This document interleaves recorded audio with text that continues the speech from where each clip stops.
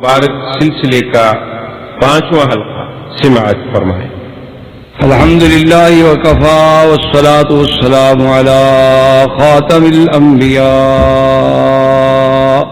سیدنا محمد المصطفى وعلى آلہ المجتبى۔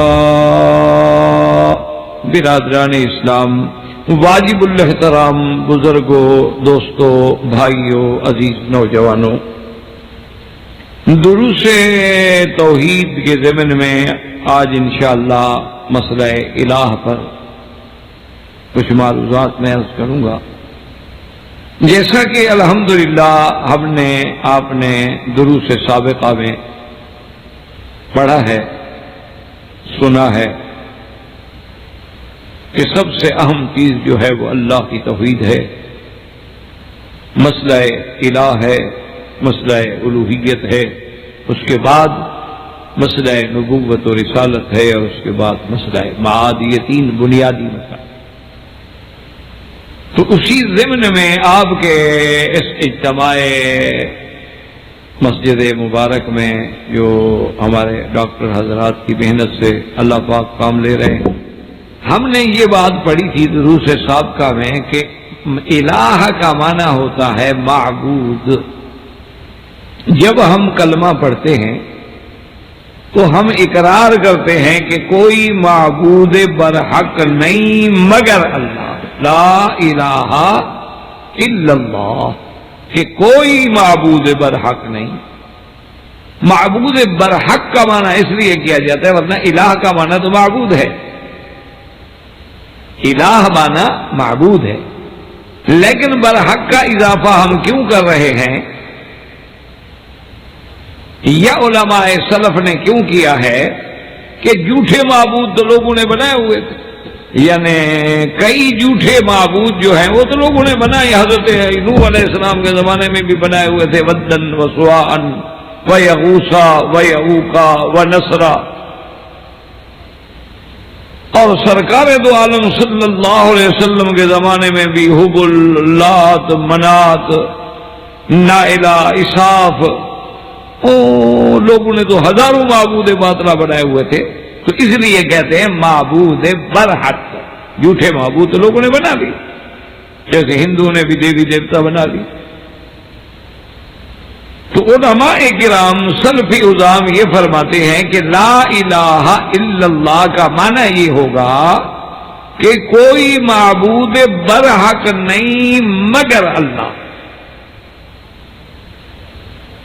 اور اسی لیے ہم جو ہمارے معبود برحق کی اہم ترین عبادت ہے وہ کیا ہے، نماز۔ کیونکہ نماز جو ہے ساری عبادات ہیں، لیکن اہم عبادت جو ہے وہ نماز۔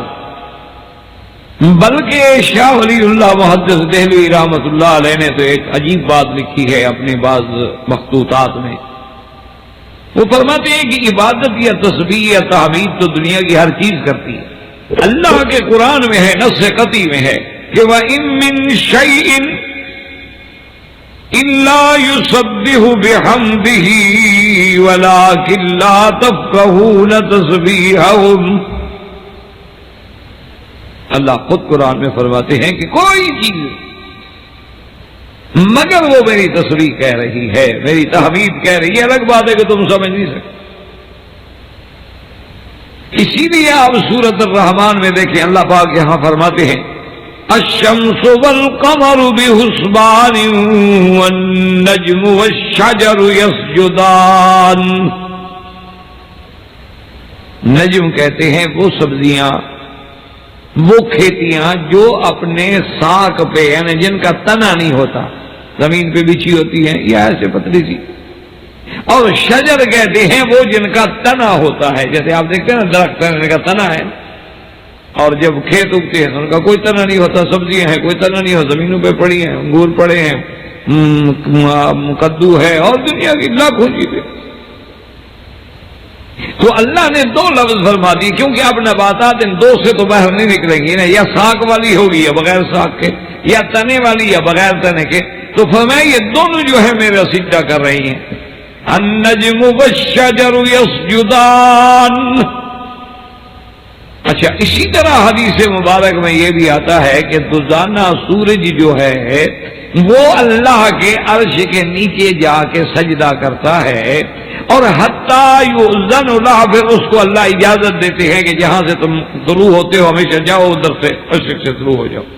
اور جب قیامت کا وقت قریب آئے گا اس وقت اللہ حکم دیں گے کہ بس اب مشرق سے نہیں، اب مغرب سے طلوع ہونا.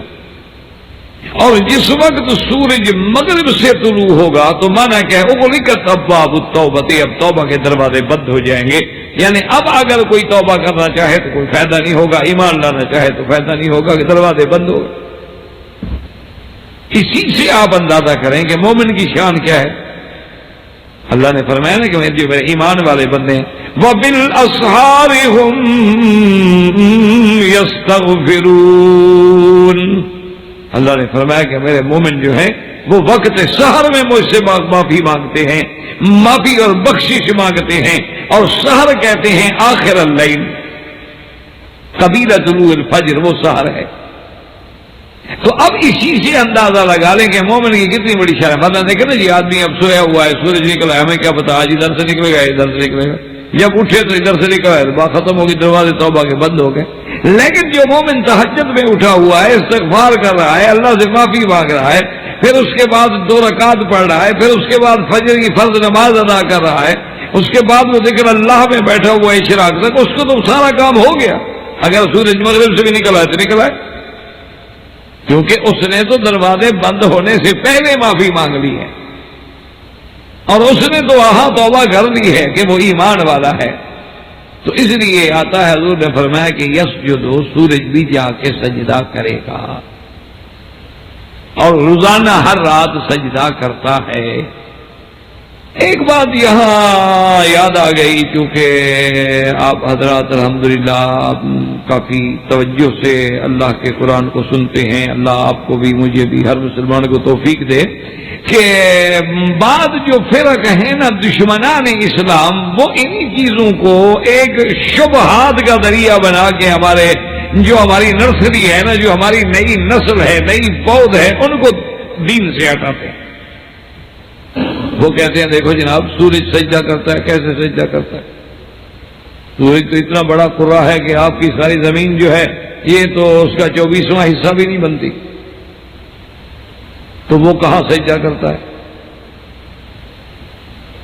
اسی طرح جیسے حضور پاک نے فرمایا کہ نماز نہ پڑھا کرو جب سورج نکل رہا ہو، کیونکہ تطلع بین قرن الشیطان، کہ یہ سورج جو ہے شیطان کے 2 سینگوں کے درمیان سے نکلتا ہے. جانور کے 2 سینگ ہوتے ہیں تو 2 سینگوں کے درمیان سے نکلتا ہے. تو تم اگر نماز پڑھو گے تو گویا شیطان خوش ہوگا کہ میری عبادت ہو رہی ہے. تو انہوں نے اس کو بھی ایک مسئلہ بنایا. انہوں نے کہا کہ جناب دیکھو یہ کیسے مسلمان ہیں اور ان کا کیسے کیسے حدیثوں پر ایمان ہے کہ شیطان جو 2 سینگ ہیں اس کے درمیان سے سورج نکل رہا ہے. انہوں نے کہا کہ جناب یہ قاعدہ ہے کہ انسان کا اگر ہم طول و عرض پیمائش کریں، یعنی ہر بندے کا، ہر آدمی کی ایک طول ہے ایک عرض ہے، اس کی پیمائش کریں تو پیشانی جو ہے اس کا 16واں حصہ بنے گی. یعنی آدمی کو طول لے لیں اور ضرب لیں، اس کے بعد یہ ہے کہ اس کا جب تقسیم کریں گے تو 16واں حصہ پیشانی بنتی ہے. تو اس نے کہا کہ جناب یہ سورج جو ہے یہ تو زمین سے بھی بڑا ہے، زمین سے بھی بڑا ہے، اور شیطان کے 2 سینگوں کے درمیان مانا پیشانی ہوئی نا اس کی، تو اگر اس کی پیشانوی 16واں حصہ ہے، وہ اتنی بڑی ہے اس کی پیشانی، تو یہ سورج دو پھر اس کے پاؤں میں پڑے گا، سجدہ کیسے کرتا ہے، اس کے سر سے کیسے نکلتا ہے.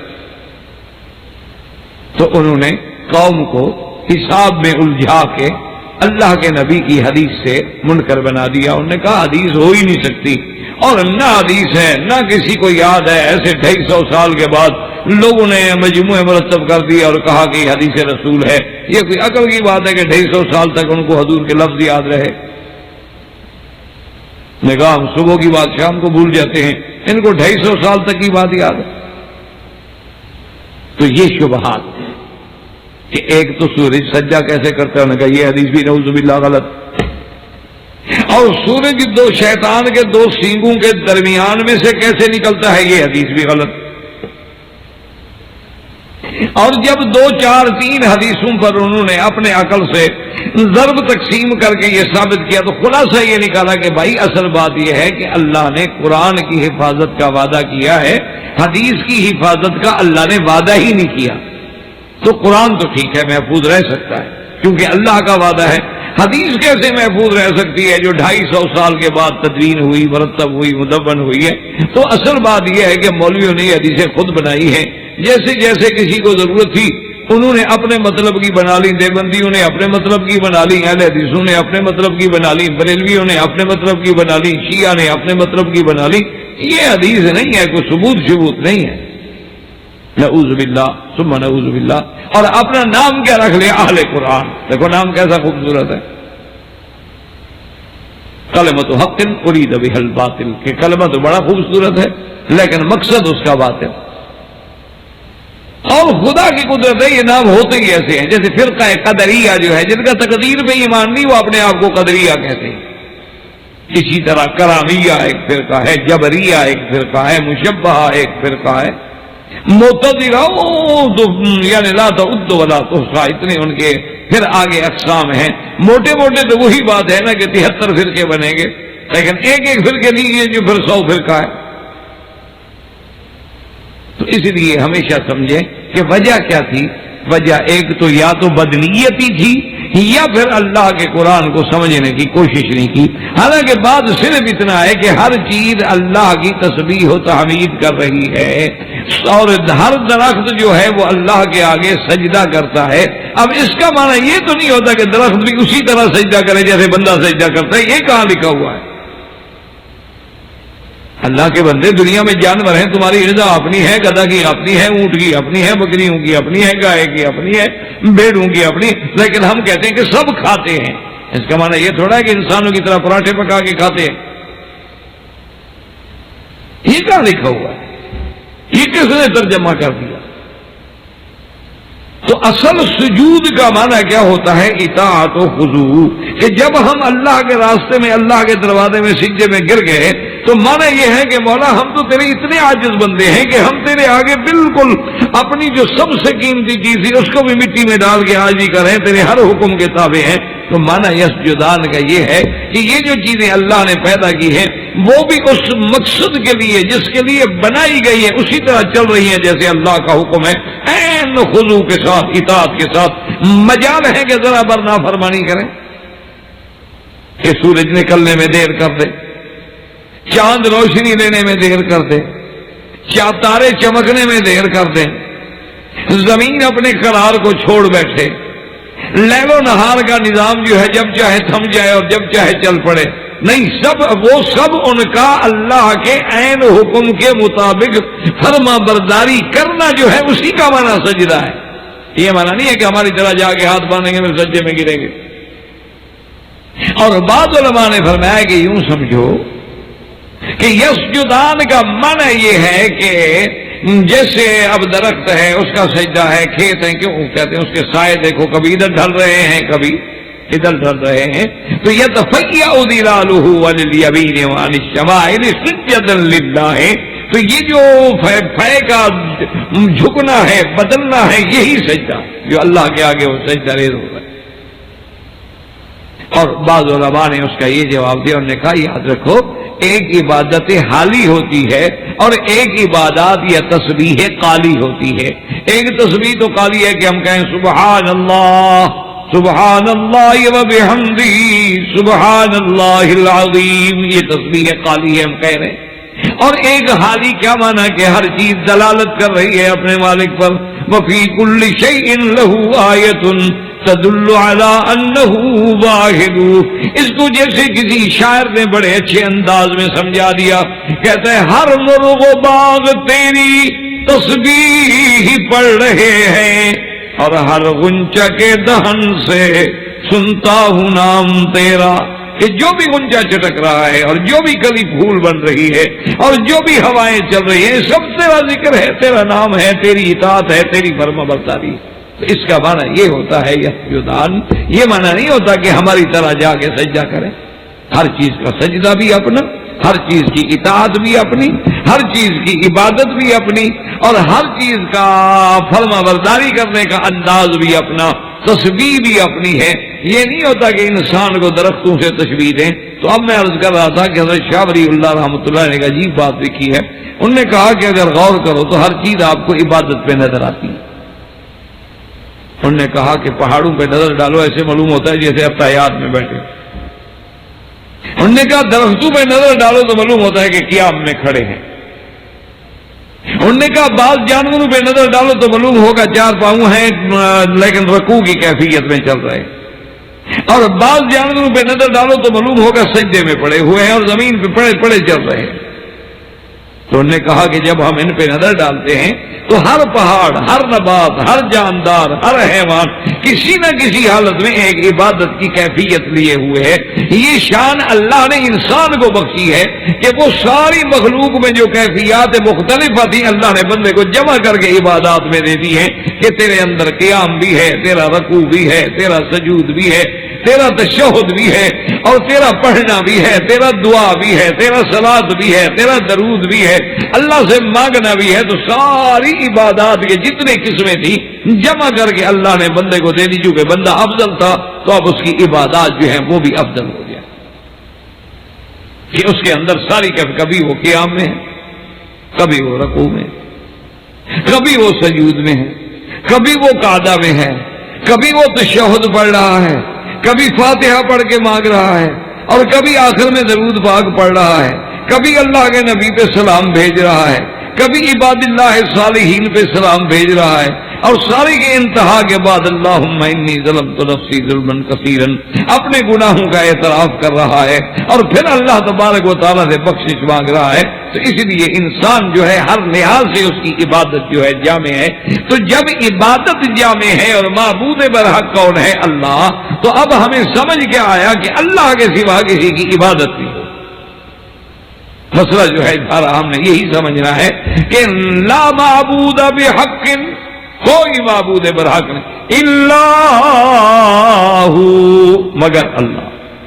تو اب جب معبود برحق وہ ہے تو عبادت اسی لیے ہم کہیں اقرار کرتے ہیں ایاک نعبد، صرف تیری ہی عبادت کرتے ہیں۔ اور جب اللہ سے پوچھتے ہیں کہ مولا تو نے بندوں کو پیدا کیا، فرمایا وما خلقت الجن والانس الا لیعبدون، میرا اللہ فرشتے تو نوری ہے، فرمایا عباد مکرمون، وہ بھی میرے عبد ہیں، عباد ہیں، وہ بھی میرے بندے ہیں، بندگی بجا لانے والے۔ تو اس لیے اب آپ نے سب کا دروس میں کیا پڑھ لیا کہ عبادت کی جتنی قسمیں ہیں وہ عبادت قولی ہے، عبادت فعلی ہے، عبادت مالی ہے، عبادت بدنی ہے، عبادت مشترکہ ما بین المال والبدن ہے، سب خالص اللہ کے۔ اسی میں ہمارا تھا کہ عبادت مالی اللہ کے لیے کیا مانا، جیسے زکوٰۃ ہے، جیسے صدقات، جیسے نذر ہے، جیسے نیاز ہے، جس کو ہم کہتے ہیں منت ہے، منوتیاں ہیں، یہ ساری چیزیں جو ہیں یہ خالص کیوں یہ عبادات مالیہ کی قسم۔ تو عبادت مالی کس کے لیے ہوگی؟ صرف اللہ تبارک و تعالیٰ کی ذات۔ اب اسی میں ایک بات یاد رکھیں کہ بعض لوگ جو ہیں وہ یہ سمجھتے ہیں کہ ہم نے جو منت مانی ہے، اب دیکھیں ایک منت تو یہ ہوتی ہے کہ جیسے بی بی امرات عمران نے منت مانی تھی کہ انی نذرت لک ما فی بطنی محررا، میرا اللہ جو میرے بطن میں ہے تیرے نام پہ آزاد کر، یہ منت ہے جائز قرآن میں۔ آج آپ بھی اگر کوئی منت مانتے ہیں، ایک بات یاد رکھیں کہ منت ماننا ضروری نہیں ہوتا، یعنی اللہ نے ہمیں حکم نہیں دیا ہے کہ ہم منتیں مانا کریں، یہ تو لوگوں میں رواج پڑ گیا۔ حضور صلی اللہ علیہ وسلم نے فرمایا کہ تقدیر میں جو کام اللہ نے کرنا ہے وہ تو ہو جاتا ہے، لیکن منت ماننے سے ایک فائدہ ضرور ہوتا ہے کہ بخیل کا کچھ مال نکل جاتا ہے۔ جو کبھی خیرات نہ کرے نا، منت مان بیٹھے وہ تو پوری کرے گا، بیچارہ پھنس گیا نا، منت مانی ہے نا کہ اگر میری ترقی ہو گئی تو میں جناب 100 ریال کی خیرات خالص اللہ کے لیے کروں گا، تو یہ منت جو ہے یہ اللہ تبارک و تعالیٰ کے نام پہ جائز، لیکن جب یہی منت کسی غیر کے نام پہ کرے گا تو شرک ہو جائے۔ اسی لیے کہ تمام فقہاء اس پہ متفق ہیں کہ النذر عبادت، کہ منت ماننا جو ہے وہ عبادت ہے، ولا یجوز لغیر اللہ ابدا، اور اللہ کے سوا کسی غیر کی منت نہیں مانی جاتی۔ اب اسی طرح اگر آپ نے کوئی چیز خیرات کی اور آپ نے کہا کہ جناب منت تو نہیں مانی، لیکن آپ نے خیرات کر دی، کبھی گائے ذبح کر دی، کوئی بکری ذبح کر دی، کوئی دمبا ذبح کر دیا، کوئی 10 ریال 1 ریال کر کے دے دیے، 10 ریال کی روٹی لی اور 1 روٹی کر کے آپ نے تقسیم کر دی، کھجور لی 1 کھجور کر کے آپ نے تقسیم کر دی، لیکن دل میں مقصد یہ ہے کہ مولا یہ خیرات تو میں کروں، لیکن ہے خالص تیرے لیے، کیونکہ خیرات عبادت ہے، صدقات عبادت ہے، صدقہ فطر دینا عبادت ہے، عید الاضحیٰ پہ قربانی کرنا عبادت ہے، زکوٰۃ ادا کرنا عبادت ہے، تو جب ہم اللہ کے لیے دیں گے تو یہ تو ہے عبادت اور خالص ہے، اگر اس میں ذرا سا بھی غیر اللہ کا خیال آ گیا تو پھر وہ حرام ہو جائے گی اور شرک ہو جائے گی۔ اسی لیے آپ دیکھیں گے در مختار ایک بڑی معروف کتاب ہے حنفیوں کی، علماء احناف کی ایک معروف ترین کتاب ہے رحمت اللہ علیہم، اس میں انہوں نے لکھا ہے کہ بعض لوگ جو ہیں اسی قبر پہ جا کے دیا جلاتے ہیں، یا قبروں کے دیے میں زیت یعنی تیل ڈالتے ہیں، یا کسی قبر پہ جا کے شمع جلاتے ہیں، یا کسی قبر پہ جا کے روشنیاں کرتے ہیں، یا کسی قبر پہ جا کے کوئی چیز تقسیم کرتے ہیں اللہ ذرائع الاولیاء، یعنی اولیاء اللہ کی قبور پر، تو نے فرمایا کہ باطل و حرام بالاجماع، کہ تمام فقہا کے نزدیک یہ باطل ہے اور حرام ہے چونکہ غیر اللہ کی نیت آ گئی۔ اسی لیے اللہ تبارک و تعالی نے قرآن میں بھی واضح کر دیا کہ وما اہل بہ لغیر۔ اب اگر کوئی آدمی یہ کہے جیسے کہ جی ہم نے تو غیر اللہ کے نام پہ نہیں، ہم نے تو بسم اللہ اللہ اکبر پڑھ کے ذبح کیا ہے، تو اس لیے ہمیشہ یاد رکھیں کہ جب آدمی نے اپنی چیز کو منسوب کر دیا کہ بھائی اتنا غلہ رہنے دو، یہ تو ہمارے حضرت کے لنگر کے لیے ہے، اتنا فلاں جانور رہنے دو، یہ میں حضرت کی مزار پہ جا کے ہی ذبح کروں گا اور وہی خیرات کروں گا، وہی لنگر پکاؤں گا، تو جب غیر کی اس میں شراکت کا لفظ آ گیا، اب لاکھ بسم اللہ پڑھتے رہیں، وہ حلال نہیں ہو، کیونکہ وہ غیر اللہ کے لیے۔ تو ان سارے خلاصے کے بعد اب قربانی ہے۔ اب دیکھیں نا مثلا بہت سارے لوگ ہیں وہ اگر حج میں آئیں اپنی بکریاں اپنے ملک دیں تو بڑا مشکل نہیں، آسان بات ہے، اپنے ملک میں ٹیلی فون کر دیا جی میری حج کی بکری فلاں تاریخ کو ذبح کر دو، اچھا ذبح بھی ہو جائے گی، لوگوں کو گوشت بھی مل جائے گا، آسانی بھی ہوگی، تکلیف بھی نہیں ہوگی، اور ہر حج کے لیے سستا بھی ہوگا، کیونکہ مثلا یہاں 300 ریال میں بھی اگر لے یا 370 یا 75 ریال میں لے تو لازمی بات ہے اس کی اپنی کرنسی کو دیکھنا ہوگا، لیکن اس کے باوجود بھی اللہ فرماتے ہیں کہ نہیں، میں تو حج کی بکری جو ہے دم قران ہے، دم شکر ہے، دم تمتع ہے، وہ ہر حال میں اس وقت تک قبول ہی نہیں کروں گا جب تک کہ اپنے مقام پہ نہ پہنچے۔ فَلْيَبْلُغْ الْهَدْيُ مَحِلَّهُ، اپنی جگہ پہ پہنچاؤ، اور وہ جگہ کیا ہے؟ هَدْيًا بَالِغَ الْكَعْبَةِ، اللہ کے حرم میں پہنچاؤ۔ اس میں بھی بعض دشمنان دین جو ہے نا بڑے بڑے شبہات پیدا کرتے ہیں کہ دیکھو جی مسلمانوں کا دماغ خراب ہے، ہر سال اوسطاً مثلا 10 لاکھ آدمی بھی حج پہ آئے، ہو سکتا ہے 20 ہو سکتا ہے 15 لاکھ، واللہ عالم، یعنی بطور مثال 10 لاکھ آدمی بھی آئے اور اس میں مثال کے طور پہ 8 لاکھ آدمی قربانی کرے، وہ کہتے ہیں جناب دیکھو مسلمانوں کی عقل کہ 8 لاکھ قربانی اور ایک قربانی اوسطاً 200 ریال یا 250 ریال کی بھی لگا لو، اتنا بڑا پیسہ جو ہے اس کو ضائع کر دینا، اور وہ گوشت جناب کون کھاتا ہے؟ ضائع ہو جاتا۔ کہتے ہیں دیکھو جی کہتے بیوقوفی کی بات، اس کے بجائے اگر اس پیسے کو وہ کسی رفاہی کاموں میں خرچ کر دیتے، سب سے پہلی بات یہ سوچیں کہ جو قوم سگریٹ میں اربوں ڈالر اڑا دیتی ہو اس کو اسلام کی قربانی سے کیا تکلیف ہے؟ جو لوگ ارب ڈالر کے صرف سگریٹ پی جاتے ہوں، یعنی میں کل پڑھ رہا تھا مصر کے بارے میں، اخبار میں تھا کہ 40 ارب کے 40 ارب جنی مصری کی ایک سال میں دھوئیں میں اڑا دیا، سگریٹ پی گئے ایک ملک۔ اب اسی طرح پورے عالم کا حساب لگا لیں کہ پورے ورلڈ میں ایک دن میں سگریٹ پہ کتنا اڑتا ہے۔ جو لوگ ارب ہا ڈالر سگریٹ میں اڑا دیتے ہوں، جو لوگ ارب ہا ڈالر کافی پینے پہ اڑا دیتے ہوں، ارب ہا ڈالر چائے پینے پہ اڑا دیتے ہوں، ارب ہا ڈالر پیپسی پینے پہ اڑا دیتے ہوں، ان کے بغیر حالانکہ بندہ زندہ رہتا ہے اور بہتر زندہ رہتا ہے، جب تک یہ بلائیں نہیں تھی اور آدمی اچھی طرح رہتا تھا، تو اس کی تو کوئی تکلیف نہیں ہوئی۔ مسلمانوں کی سال کے بعد ایک قربانی ہوتی ہے، اس کی کیوں تکلیف ہو گئی آخر؟ تو معلوم ہوا کہ ہمدردی مقصود نہیں، صرف اعتراض ڈھونڈنا مقصود، ہمدردی مقصود نہیں، اسلام کے ساتھ رعایت مقصود نہیں، مسلمانوں کے لیے رفاہی کام کرانا مقصود نہیں ہے۔ جبکہ اگر دن میں پڑھ رہا تھا کہ ایک چڑیا گھر میں ایک شیر ہے، تو وہ شیر جو ہے وہ اندھا ہو گیا یا وہ کانا ہو گیا، اس کی ایک آنکھ خراب ہو گئی، تو اس کے لیے جناب یورپ سے اسپیشل ڈاکٹر حیوانات کے آ رہے ہیں جو اس کا آپریشن کریں گے کہ جناب اس کی آنکھ خراب ہو گئی ہے، ایک زرافہ کی ٹانگ خراب ہو گئی ہے، تو انہوں نے باقاعدہ بڑے بڑے حیوانات کے آرتھوپیڈک سرجن منگوائے کہ اس کی ٹانگ ٹھیک کرو۔ یعنی جانور کی ٹانگ اور آنکھ ٹھیک کرنے کے لیے دیکھو ہمدردی کا کتنا ڈھول ہے، اور بندے کتنا مار رہے ہیں روز کے۔ کوئی منطق ہے، کوئی عقل ہے؟ یعنی آپ عجیب بات ہے کہ ایک آدمی جاتے ہوئے چیونٹی سے تو ڈر کے کھڑا ہو جائے، وہ خیال کرنا بھائی چیونٹی پاؤں کے نیچے آ جائے گی، تو لا حول ولا قوت الا باللہ، وہ جناب چیونٹیاں ہو جی حرم شریف جا رہا تھا، وہ خیال کرنا گندم پاؤں کے نیچے نہ آ جائے، اس سے تو وہ بڑا ڈر رہا ہے۔ لیکن حضور کی سنت ختم ہے، نماز ختم ہے، عبادات ختم ہیں، اللہ کے احکام ختم ہیں، تو یہ آخر کون سا دین ہے بقول اکبر الہ آبادی کے کہ خلاف شرع کبھی شیخ تھوکتا نہیں لیکن اندھیرے اجالے میں چوکتا نہیں۔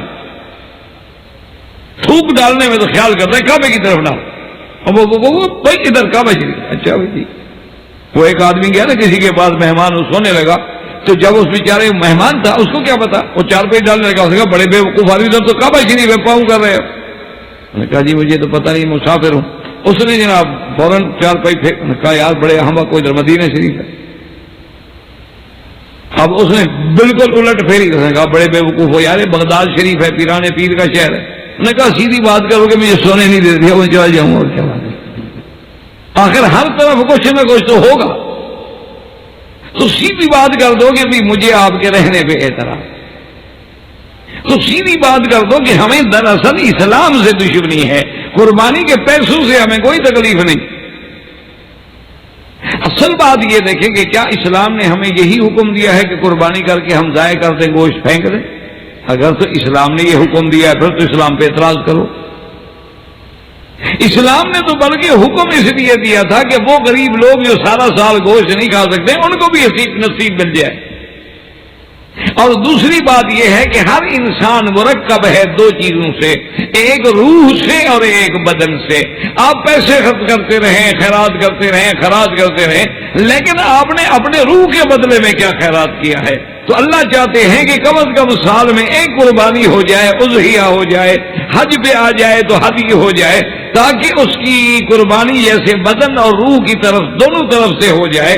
اور یہ قربانی عوض تھی حضرت اسماعیل کا، تو حضرت اسماعیل بھی روح اور بدن تھے، تو ان کے بدلے میں جب تک ہم قربانی ذبح نہیں کریں گے پیسوں سے تو ادا نہیں ہوگی۔ باقی یہ اس کا ضائع کرنا یہ تو ہماری بے وقوفی ہے، اسلام کا کیا گناہ؟ اب الحمدللہ آپ نے دیکھا نہیں، حکومت نے اتنا اچھا انتظام کر دیا ہے کہ فوراً ہوائی جہازوں پہ دوسرے ملکوں کو، غریب ملکوں کو گوشت بھیجا جا رہا ہے، تقسیم کیا جا رہا ہے، اور ہر سال پلانٹ بڑھاتے چلے جا رہے ہیں، بڑھاتے چلے جا رہے ہیں۔ ایک وقت ایسا آئے گا انشاءاللہ کہ ایک بکری بھی ضائع نہیں ہوگی۔ تو بہرحال اس لیے یہ اعتراضات جو ہوتے ہیں بالکل بچگانہ ہوتے ہیں کہ دیکھو جی ہم نے تو بسم اللہ اللہ اکبر پڑھا ہے۔ اللہ کے بندے، اگر اب ثواب دینا ہی مقصود ہے تو اپنے وطن میں ذبح کر دو، اپنے گھر میں ذبح کر دو، خیرات پکا کے تقسیم کر دو۔ جب تم لے کے مزار پہ آستان پہ جا رہے ہو تو معنی یہ ہے کہ تم اللہ کی اس عبادت میں شرک کر رہے ہو کہ جیسے وہ بکری بغیر حرم کے ادا نہیں ہوتی، تمہاری بکری بھی بغیر مزار کے ادا نہیں ہوتی۔ اسی کا نام شرک ہے کہ عبادت مالی میں تم نے شرک کر۔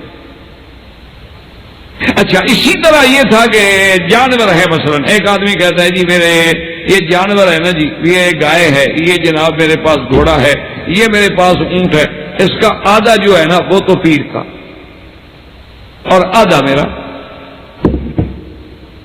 تو اب اس نے اللہ تبارک و تعالیٰ کی اس چیز میں، اور یہی کافر کرتے تھے کہ جب وہ اپنا مال لے آتے جانور لے کہتے ہاں بات یہ ہے بھئی یہ جو ہے نا یہ تو ہم اللہ کے لیے، آدھا حصہ تو اللہ کے لیے، اور آدھا حصہ جو ہے نا وہ جو ہمارے ہیں نا معبود، آدھا ان کے لیے، تاکہ دونوں راضی رہیں نا، یہ بھی تو ناراض نہ ہو جائیں، اللہ میں ابھی ناراض نہ ہو جائیں۔ اور یہ بات ایسی نہیں کہ جو کسی الف لیلا میں ہو، قرآن میں ہے وَجَعَلُوا لِلَّهِ مِمَّا ذَرَأَ مِنَ الْحَرْثِ وَالْأَنْعَامِ نَصِيبًا۔ اللہ فرماتے ہیں کہ کھیتیاں ہوں، اللہ فرماتے ہیں کہ مویشی جانور ہوں، انہوں نے اس میں بھی اللہ کے ساتھ نصیب حصے رکھ دیے، اور کہتے ہیں ھذا لشرکائنا، یہ اللہ کے لیے ہے اور یہ ہمارے شریکوں کا حصہ ہے، اور کہتے جو اللہ کا حصہ ہے اس کا فائدہ تو ہمارے شریکوں کو بتوں کو پہنچتا ہے، اور جو ہمارے بتوں کا حصہ ہے اس کا اللہ کو فائدہ، تو اللہ کو تو ضرورت ہی نہیں نا۔ اچھا، اس کا معنی ہے تمہارے بتوں کو ضرورت ہے؟ جب محتاج ہیں تو خدا کیسے ہو گئے؟ جب عاجز ہیں، ضرورت مند ہیں، اچھا تمہارے ثواب پہنچانے کے بھی محتاج ہیں کہ جا کے خیرات کرو ان کو ثواب پہنچاؤ، تو جب وہ تمہارے ثواب پہنچانے کے محتاج ہیں تو تمہاری مشکل کشا کیسے بڑھ گئے؟ تو اسی لیے یاد رکھیں کہ خلاصہ یہ نکلا کہ تمام عبادات کی قسم جو ہیں، کیونکہ اس کو ہم جتنا تفصیل میں جائیں گے تفصیلیں تو ختم نہیں ہو سکتی، خلاصہ یہ نکلا کہ ہر قسم کی عبادت جو ہے وہ خالص اللہ کے لیے ہو، کیونکہ معبود برحق بھی اللہ ہے، اسی نے ہمیں اپنی عبادت کے لیے پیدا کیا ہے، اور اسی کی عبادت کا ہر نماز میں ہم اقرار کرتے ہیں کہ ایاک نعبد، صرف تیری ہی عبادت کریں گے اور کسی کی عبادت نہیں کریں گے۔ اسی لیے ایاک مقدم ہے قرآن میں، آپ دیکھیں گے غور کریں گے، اللہ نے یہ نہیں فرمایا نعبد ایاک تیری بھی، نہ فرمایا ایاک تیری ہی عبادت کریں گے، یہ نہیں کہ تیری بھی عبادت کریں گے اور کسی بھی کی کریں گے، نہ تیری ہی، صرف تیری۔ یہ باتیں جب ہمیں سمجھ آ گئیں کہ معبود برحق اور الہ جو ہے وہ اللہ ہے، تو اب ایک بات یاد رکھیں کہ جہاں جہاں اللہ کے قرآن میں لفظ الہ ہوگا وہاں دو یا تین صفات میں سے کسی دو کا یا ایک کا ذکر ضرور ہوگا، تاکہ آپ کو معنی سمجھ آ جائے کہ الہ کون ہوتا ہے۔ یہ ہمیشہ دماغ میں رکھ لیں، اور جب آپ قرآن کو پڑھیں گے نا تو پھر ذرا اس بات کو دماغ میں رکھیں گے تو انشاءاللہ لا الہ الا اللہ کا ترجمہ پھر آپ کو سمجھ آئے گا، اور پھر جب آپ کلمہ پڑھیں گے تو آپ کو پھر لطف آئے گا کلمہ پڑھنے کا کہ کلمے کا مقصد کیا ہے۔ ورنہ تو ایسے زبانی کلامی پڑھنا تو ہر آدمی پڑھتا ہے۔ اسی لیے ہمیشہ اصل بات یہی ہے کہ فَاعْلَمْ أَنَّهُ لَا إِلَٰهَ إِلَّا اللَّهُ۔ تو اب جناب سمجھیں کہ وہ صفتیں کیا ہوں گی، جہاں الہ کا ذکر ہوگا وہاں اللہ کے صفت علم اور علم کامل کا ذکر ہوگا۔ یہ بات دیر میں رکھیں گے، پھر انشاءاللہ جب قرآن پڑھیں گے نا گھر میں بیٹھ کے، کسی جگہ بیٹھ کے یا نماز میں سنیں گے انشاءاللہ، تو پھر آپ کو حلاوت بھی ہوگی، اور قرآن کے معنی کے اندر آپ کو وہ اللہ کی جو فصاحت و بلاغت و لطافت ہے وہ بھی نصیب ہوگی، اور توحید کی لطف بھی نصیب ہوگا، اور اللہ کی محبت بھی بڑھے گی، اور الہ کا معنی بھی سمجھ آئے گا کہ جہاں جہاں قرآن میں لفظ الہ ہوگا وہاں صفت علم ہوگی، علم کامل، علم محیط، علم غیب۔ اور دوسری صفت کیا ہوگی، مختار کل، کہ ہر چیز پہ اختیار رکھنے والا کون ہے، وہی الہ۔ اور تیسری چیز کیا ہوگی کہ قدرت کاملہ، یاد رکھ لیں ہمیشہ، علم کامل، قدرت کامل، ورنہ علم تو اللہ نے سب کو دیا ہے نا، علم تو اللہ پاک نے ہر چیز کو دیا ہے۔ آپ نے دیکھا نہیں کہ مرغی کے بچے انڈے سے نکلتے ہیں چھوٹے چھوٹے ایسے جیسے کپاس کے گولے ہوتے ہیں، وہ بھی بلی کو دیکھنا فوراً ماں کے پروں کے نیچے چھپتے ہیں. اتنا علم تو اللہ نے ان کو بھی دیا ہے نا کہ وہ جانتے ہیں کہ ہماری پناہ جو ہے یہ ماں ہے، اسی کے پروں کے نیچے چھپیں گے تو یہ ہماری حفاظت کرے گی. اسی طرح آپ دیکھ لیں 100 گائے باندھ دیں، ان کا 100 بچڑا الگ باندھ دیں اور پھر بچڑے کو چھوڑے سب اپنی ماں کے پاس جاتے ہیں، دوسرے کے پاس نہیں جاتے. اتنا علم تو اللہ نے اس کو بھی دیا. آپ ایک پرندے کا گھونسلہ دیکھتے ہیں آپ کے باغ میں یا کسی درخت میں، آپ نے دیکھا ہے کہ پرندے کا گھونسلہ ہے، وہ پرندہ صبح کو نکل جاتا ہے اور شام کو لوٹتا ہے تو ہر پرندہ اپنے گھونسلے میں آتا ہے، دوسرے کے گھونسلے میں نہیں گھستا. یہ ایک انسان ایسا جانور ہے جو سب کے گھر میں گھستا ہے. یہ انسان جو ہے نا یہ ایسا حیوان ہے کہ یہ اپنا گھر تو اس کو اچھا لگتا ہی نہیں، اکثر وقت اس کا دوسرے کے گھروں میں گزرتا ہے. نہ اس کو اپنا کھانا اچھا لگتا ہے، نہ بیوی اچھی لگتی ہے، نہ گھر اچھا، اس کو سب دوسروں کی چیز پسند. انسان ہے، حیوان ہے. اسی لیے اللہ نے فرمایا نا کہ جب مومن ہے تو علیین پہ ہوتا ہے اور گر جائے تو پھر اسفل سافلین پہ. یعنی اگر یہ ترقی کرنے پہ آئے تو پھر مقام نبوت اور رسالت سے سرفراز ہو جاتا ہے، اور گر جائے تو کبھی ابو جہل بن جاتا ہے، کبھی فرعون بن جاتا ہے، کبھی نمرود بن جاتا ہے، کبھی قارون بن جاتا ہے، کبھی قیرون بن جاتا ہے. جب یہ گرنا چاہے تو وہ اسی طرح ہو، ورنہ ہے تو سب انسان. تو اس لیے جناب آپ غور کریں کہ علم کا معنی ہوتا ہے علم کامل، ورنہ علم تو اللہ نے ہر کسی کو دیا ہے، سب سے زیادہ انسان کو دیا ہے، انسانوں میں سب سے زیادہ انبیاء کو دیا ہے، انبیاء میں سب سے زیادہ رسول کو دیا ہے، رسولوں میں سب سے زیادہ علم اللہ نے محمد مصطفیٰ کو دیا ہے صلی اللہ علیہ وعلا آلہ واصحابہ وسلم. اسی لیے حضور نے فرمایا اوتیت علم الاولین والآخرین، مجھے تو اولین و آخرین کا بھی اللہ نے علم دیا ہے. لیکن علم کامل یاد رکھنا، ایسا علم جو کامل ہو، ایسا علم جو تام ہو، ایسا علم جو ابدی ہو، ایسا علم جو ساری کائنات کے ذرے ذرے کو محیط ہو، ایسا علم جو ما کان و ما یکون ہو، ایسا علم جو کسی چیز کے بننے سے پہلے بھی ہو بننے کے بعد بھی ہو، اس کو کہتے ہیں علم کامل. اللہ نے آپ کو بڑا علم دیا، لیکن آپ کا استاد ہے وہ آپ سے زیادہ عالم، فوق کل ذی علم علیم. اللہ نے ماشاءاللہ آپ کو علم دیا ہے لیکن اس کی ایک حد ہے، اس کے بعد آپ کھڑے ہو جاتے ہیں. تو علم کامل جہاں الہ کا ذکر ہوگا وہاں ایک تو صفت علم کامل کی ہو. اچھا دوسرا کیا ہے؟ قدرت کامل. ورنہ اللہ نے قدرت تو سب کو دی ہے، چلنے کی، اٹھنے کی، کھانے کی، پینے کی، بیٹھنے کی، پڑھنے کی، تعلیم حاصل کرنے کی. پھر اس کے بعد جناب جب آدمی تعلیم کے مراحل طے کر لیتا ہے پھر اپنی تعلیم کو نافذ کرنے کی، یہ ساری قدرت ہی ہے نا.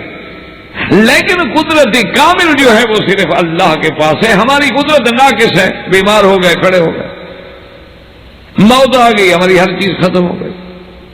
لیکن جس کی قدرت کامل ہے جو کبھی ختم نہیں ہوتی، اور جیسے اللہ نے فرمایا انہ علی کل شیء قدیر، وہ قدرت کامل ہے، وہ صرف اللہ تبارک و تعالیٰ کی ذات کی ہے. اسی لیے آپ دیکھیں نا کہ حضور صلی اللہ علیہ وسلم ہمیں دعائے استخارہ میں سکھاتے تھے کہ اللہم انی استخیرک بعلمک واستقدرک بقدرتک واسألک من فضلک العظیم فانک تقدر ولا اقدر، انک تقدر ولا اقدر وَإِنَّكَ تَعْلَمُ وَلَا أَعْلَمُ وَأَنْتَ عَلَّامُ الْغُيُوبِ. کہ یا اللہ تو قدرت رکھنے والا ہے، میں کچھ قدرت نہیں رکھتا، اور تو جاننے والا ہے، تو علم والا ہے، میں علم نہیں رکھتا. تو اب کیا اللہ کے نبی کے بعد اتنا علم ہے لیکن کہتے ہیں لا علم ہے تو علم نہیں رکھتا. اللہ کے نبی کو اللہ نے قدرت تو دی ہے لیکن وہ آدمی اقرار کرتا ہے کہ انک تقدر، تو قدرت رکھتا ہے، لا اقدر، انک تعلم ولا اعلم وانت علام الغیوب. اللہم ان كنت تعلم ان هذا الامر یہاں وہ اپنے کام کا نام لے.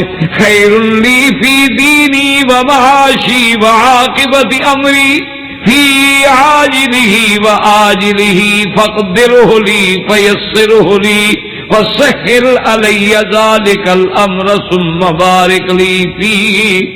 اللهم ان هذا الامر ان كنت تعلم شر لي في ديني ومعاشي وعاقبة امري في عاجله واجله فاصرف عني واقدره لي الخير حيث كان ثم رزقني به. تو اللہ تبارک و تعالی نے ڈرے نہیں کچھ نہیں ہوگا. خیر مکڑی ہے یہ تو اچھی علامت ہے. حضرت عمر کہتے تھے کہ پتہ کرو مکڑی ہے کہیں, تو لوگوں نے ڈھونڈ کے بتاتے تو کہتے اچھا. حضور نے فرمایا تھا کہ مکڑی اگر ہے تو ابھی قیامت دور ہے, ابھی اس کے قیامت آنے میں وقت لگے. تو یہ تو بڑی اچھی چیز ہے. اور یہی تو ایک چیز ہے کہ حضور صلی اللہ علیہ وسلم نے فرمایا ہے کہ اللہ تبارک و تعالی نے ہمارے لیے حلال کر دی ہے. اللہ پاک نے ہمارے لیے حلال کر دی ہے جیسے جگر, حالانکہ وہ تو خون ہے. تو حلت نلا آپ نے فرمایا میتا تانے و دمانے, اللہ نے ہمارے لیے دو چیزیں حلال کر دی. تو یہ بھی ایسی چیزیں پکڑو کھا لو. تو یہ کوئی ڈرنے والی چیز نہیں. خیر میں ڈرے نہیں, یہ مکڑی ہے میزائل میں. ہاں مسلمان کا کیا حال ہے جی, اب تو بیچارہ رات کو نیند میں ڈرتا رہتا ہے نا. کوئی ڈر شر نہ کرو. ایک وقت مقرر ہے موت کا, وہ بستر پہ بھی آ جائے گی.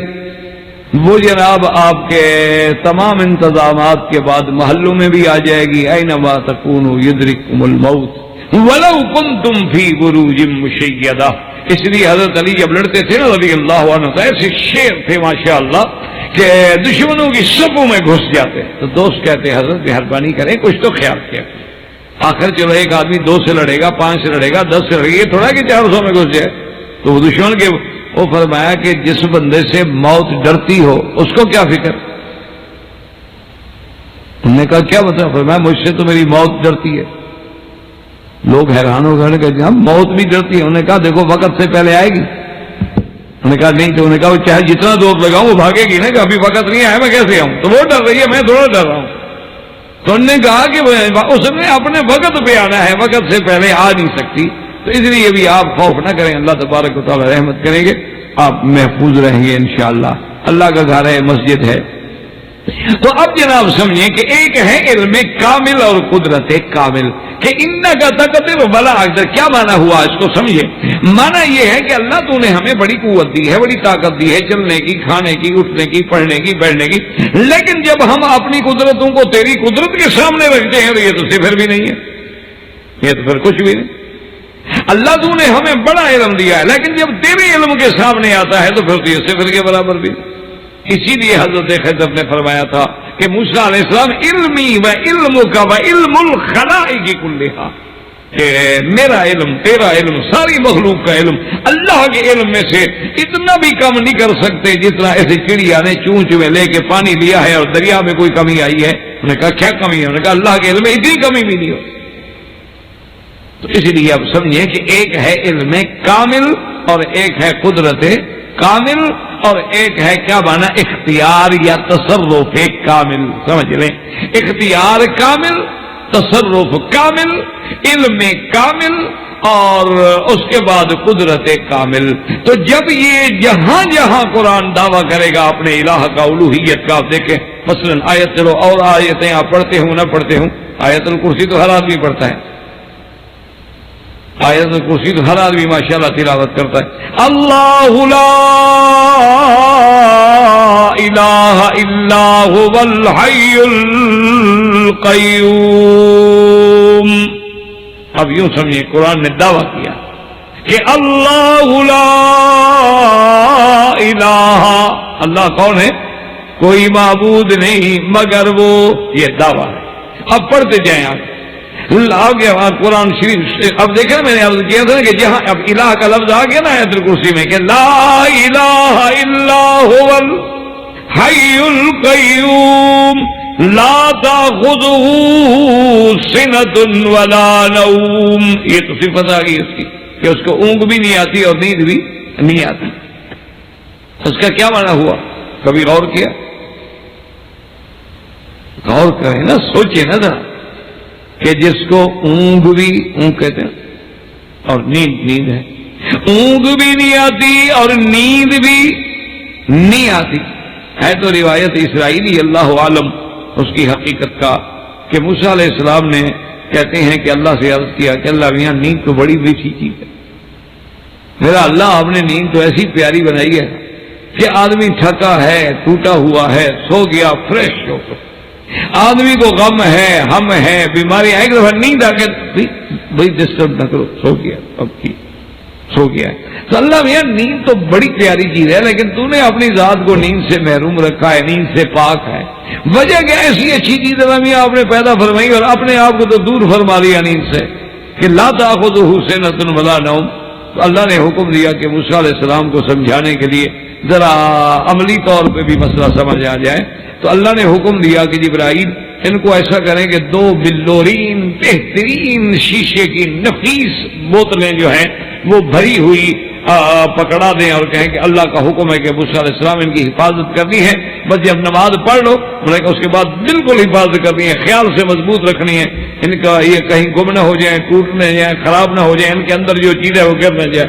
میں کہ ٹھیک ہے حاضر۔ اب حضرت نماز پڑھیں تو بوتلیں ساتھ رکھی، جب نماز سے سلام پھیر لیتے تو حضرت جی بوتلوں کو پکڑ کے بیٹھ جاتے کہ بھی کہیں ایسا نہ ہو کہ چوری کر لے، اٹھا کے لے جائے، توڑ دے۔ اب جناب یہ ہے کہ ابھی کہتے میں سو جاؤں تو پھر کوئی لے جائے، اس لیے حفاظت کرتے ہیں۔ تو اب جناب حضرت جاگ رہے ہیں، حضرت جاگ رہے ہیں۔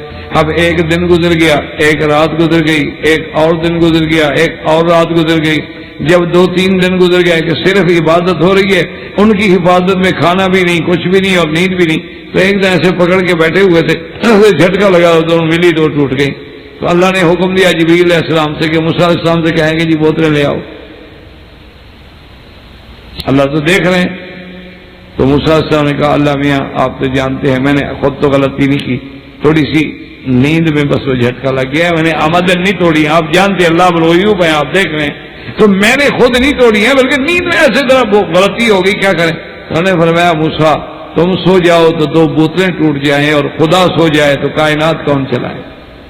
یہ سارا نظام چلانے والا نیند سے پاک ہوگا تو چلائے گا، اگر وہ بھی سوتا ہو۔ اور دوسرا مسئلہ ہمیں کیا سمجھ آیا کہ لا تأخذہ سنۃ ولا نوم، جو اونگ سے بھی پاک ہے، نیند سے بھی پاک ہے، تو جس کو اونگ آتی ہو، نیند آتی ہو، وہ الہ۔ مسئلہ سمجھیں۔ اب یہ بتا خود کریں آپ کے پیروں کو نیند آتی ہے؟ سوتے؟ پتہ کرنے میں ہم کہیں گے تو نہیں مانیں گے آپ کہ اگر ان کو نیند آتی ہے تو پھر وہ مشکل کشا کیسے بنے، ہلا کیسے بنے؟ انبیاء کو بھی نیند آتی ہے، انبیاء بھی سو جاتے ہیں، پھر ایک تو عارضی نیند ہے، ایک ہمیشہ والی نیند ہے، موت بھی آنی ہے۔ تو اس لیے فرمایا الحی القیوم، جو زندہ ہے اور جس کی حیات حقیقی ہے، ساری کائنات کو تھامنے والا قیوم، لا تأخذہ سنۃ ولا نوم۔ اب آگے دیکھیں، آگے لہ ما فی السماوات وما فی الارض، کہ سب کس کے لیے ہے، آسمان اور زمین میں کس کے لیے؟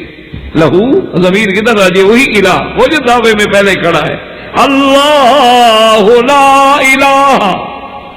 تو اب لہو ما فی السماوات وما فی الارض، تو جو کچھ آسمانوں میں ہے، جو کچھ زمینوں میں ہے، وہ بھی اسی کے لیے ہے۔ اچھا، جب سب اس کے ملک میں ہے، اب ایک تھوڑا سا خیال رہتا تھا کہ جی ہم بھی تو یہی کہتے ہیں کہ سارا ملک تو اللہ کا ہے، لیکن یہ تو ہمارے سفارشی ہے نا، بس اگر سفارش کر دیں گے، تھوڑی سی چٹھی لکھ دیں گے، کارڈ دے دیں گے تو کام بن جائے گا۔ یہ بھی تو ہمارے سفارشی ہیں نا، ان کے کارڈ سے مسئلہ حل ہو جائے گا۔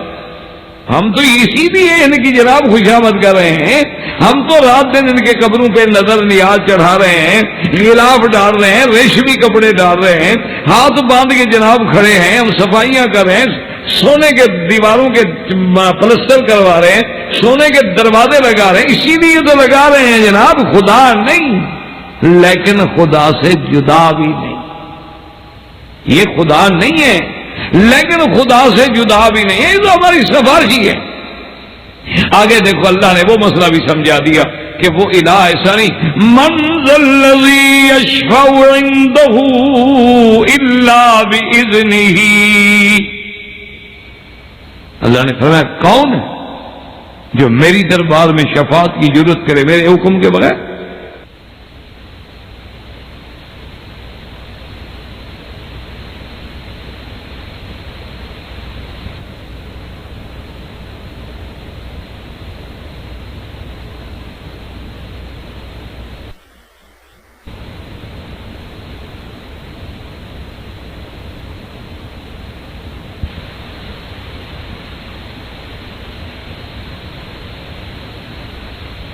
میرے اذن کے بغیر.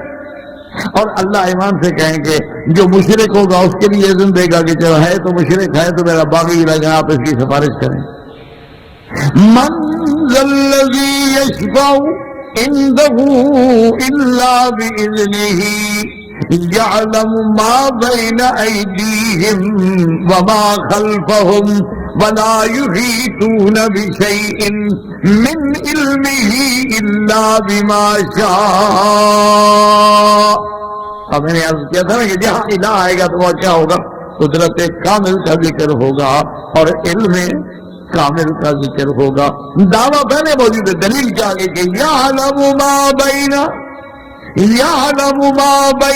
أيديهم وما خلفهم. وہ الہ وہ ہے جو تمہارا اگلا بھی سب جانتا ہے، ہر چیز اس کے علم میں ہے. تو اگر جہاں صفت ذکر الہ ہوگا وہاں یہ دونوں چیزیں آ جائیں گی. اختیار بھی آ گیا کہ آسمانوں اور زمینوں میں ہے وہ کس کے لیے ہے؟ اللہ کے لیے ہے. علم بھی آ گیا کہ یعلم ما بین ایدیہم وما خلفہم ولا یحیطون بشیء من علمہ الا بما شاء. اچھا، اور اس کے بعد فرمایا کہ وسع کرسیہ السماوات والارض ولا يؤوده حفظهما وهو العلی العظیم. اللہ نے ایک دعویٰ کیا. اس کے بعد اب اسی طرح دیکھیں گے. اب آپ دوسری جگہ قرآن پہ غور کریں کہ حضرت ابراہیم الخلیل علیہ السلام اپنے ابا کو کیا سمجھا رہے ہیں؟ کہتے ہیں یا ابت لم تعبد ما لا يسمع ولا يبصر ما لا يسمع ولا يبصر ولا يغني عنك شيئا. کہ ابا جان آپ اس کی باتیں کیوں کرتے ہیں جو سنتے بھی نہیں، دیکھتے بھی نہیں، اور تمہیں کوئی فائدہ بھی نہیں دے سکتے؟ نہ ان کے پاس قدرت ہے، نہ سمع ہے، نہ بصر ہے، نہ علم ہے. تو آپ کس کی عبادت کر رہے ہیں؟ تو معلوم یہ ہوا کہ الہ کی صفت کیا ہے کہ علم کامل ہو، اختیار کامل ہو، قدرت کامل ہو. اگر یہ چیزیں نہ ہوں تو وہ الہ نہیں ہو سکتا. یہی بات ابراہیم علیہ السلام سمجھا رہے ہیں کہ ابا جان آپ جو ان کو معبود بنائے ہوئے ہیں، چلو بتوں کو نہیں، جن کی شکلیں ان کو آپ نے بنایا ہوا، لیکن ان کے ہاتھ میں بھی تو کچھ ہے. لا يسمع ولا يبصر، نہ سنتے ہیں نہ دیکھتے ہیں. ولا يغني عنك شيئا، اور نہ ڈھیلے کے برابر آپ کو فائدہ پہنچا سکتے ہیں. کیونکہ الہ تو وہ ہوتا ہے جو ساری کائنات کو نفع پہنچا سکے، جو ساری کائنات کا رزق پہنچا سکے، جو ساری کائنات کے کام نمٹانے کا علم رکھتا ہو اور قدرت رکھتا ہو. اب اسی طرح دیکھیں وہ آیات مبارکہ جو آج ہم نے تلاوت کی ہیں. اللہ پاک بطور سوال دیا، جب ایک سوال دماغ میں رکھیں گے تو جواب خود. امن خلق السماوات والارض، آسمانوں کو اور زمینوں کو کس نے کرا؟ وَأَنزَلَ لَكُم مِّنَ السَّمَاءِ مَاءً، اور کس نے اتارا ہے آسمان سے پانی. وَأَنبَتْنَا بِهِ حَدَائِقَ ذَاتَ بَهْجَةٍ، اور پھر کس نے اگائے ہیں اس سے باغیچے رونق والے. مَا كَانَ لَكُمْ أَن تُنبِتُوا شَجَرَهَا، تمہاری تو طاقت نہیں کہ تم ایک درخت کو بھی پیدا کر سکو. اسی لیے اللہ پاک نے دوسری جگہ پہ فرمایا اَأَنتُمْ تَزْرَعُونَهُ أَمْ نَحْنُ الزَّارِعُونَ، اور فرماتے اَأَنتُمْ أأنتم أنزلتموه من المزن أم نحن المنزلون أأنتم أنشأتم شجرتها أم نحن المنشئون. اب دیکھیں آسمانوں زمینوں کے پیدا کرنے کی قدرت، آسمانوں سے پانی اتارنے کی قدرت، پھر اس سے باغ رونق والے ابھارنے کی قدرت، پھر اس سے درخت پیدا کرنے والے کی قدرت، یہ کس کو ہے؟ امن. جواب آ گیا الہ مع اللہ، کیا اس کے ساتھ کوئی اور الہ ہے؟ تو اب دیکھیں وہی صفت آ گئی نا، قدرت کی صفت آ گئی کہ آسمان و زمینوں کے پیدا کرنے والا، آسمانوں سے پانی اتارنے والا، وہ کون ہے الہ؟ جب وہ معبود برحق ہے تو اس کے ساتھ اور کون ہے جس نے یہ کام کیے؟ اور اگر کسی نے کچھ نہیں بنایا ہے تو تم کدھر جا رہے ہو؟ بل ہم قوم یعدلون، اللہ کو چھوڑ کے کہاں بھٹک رہے ہو، کہاں شرک کر رہے ہو؟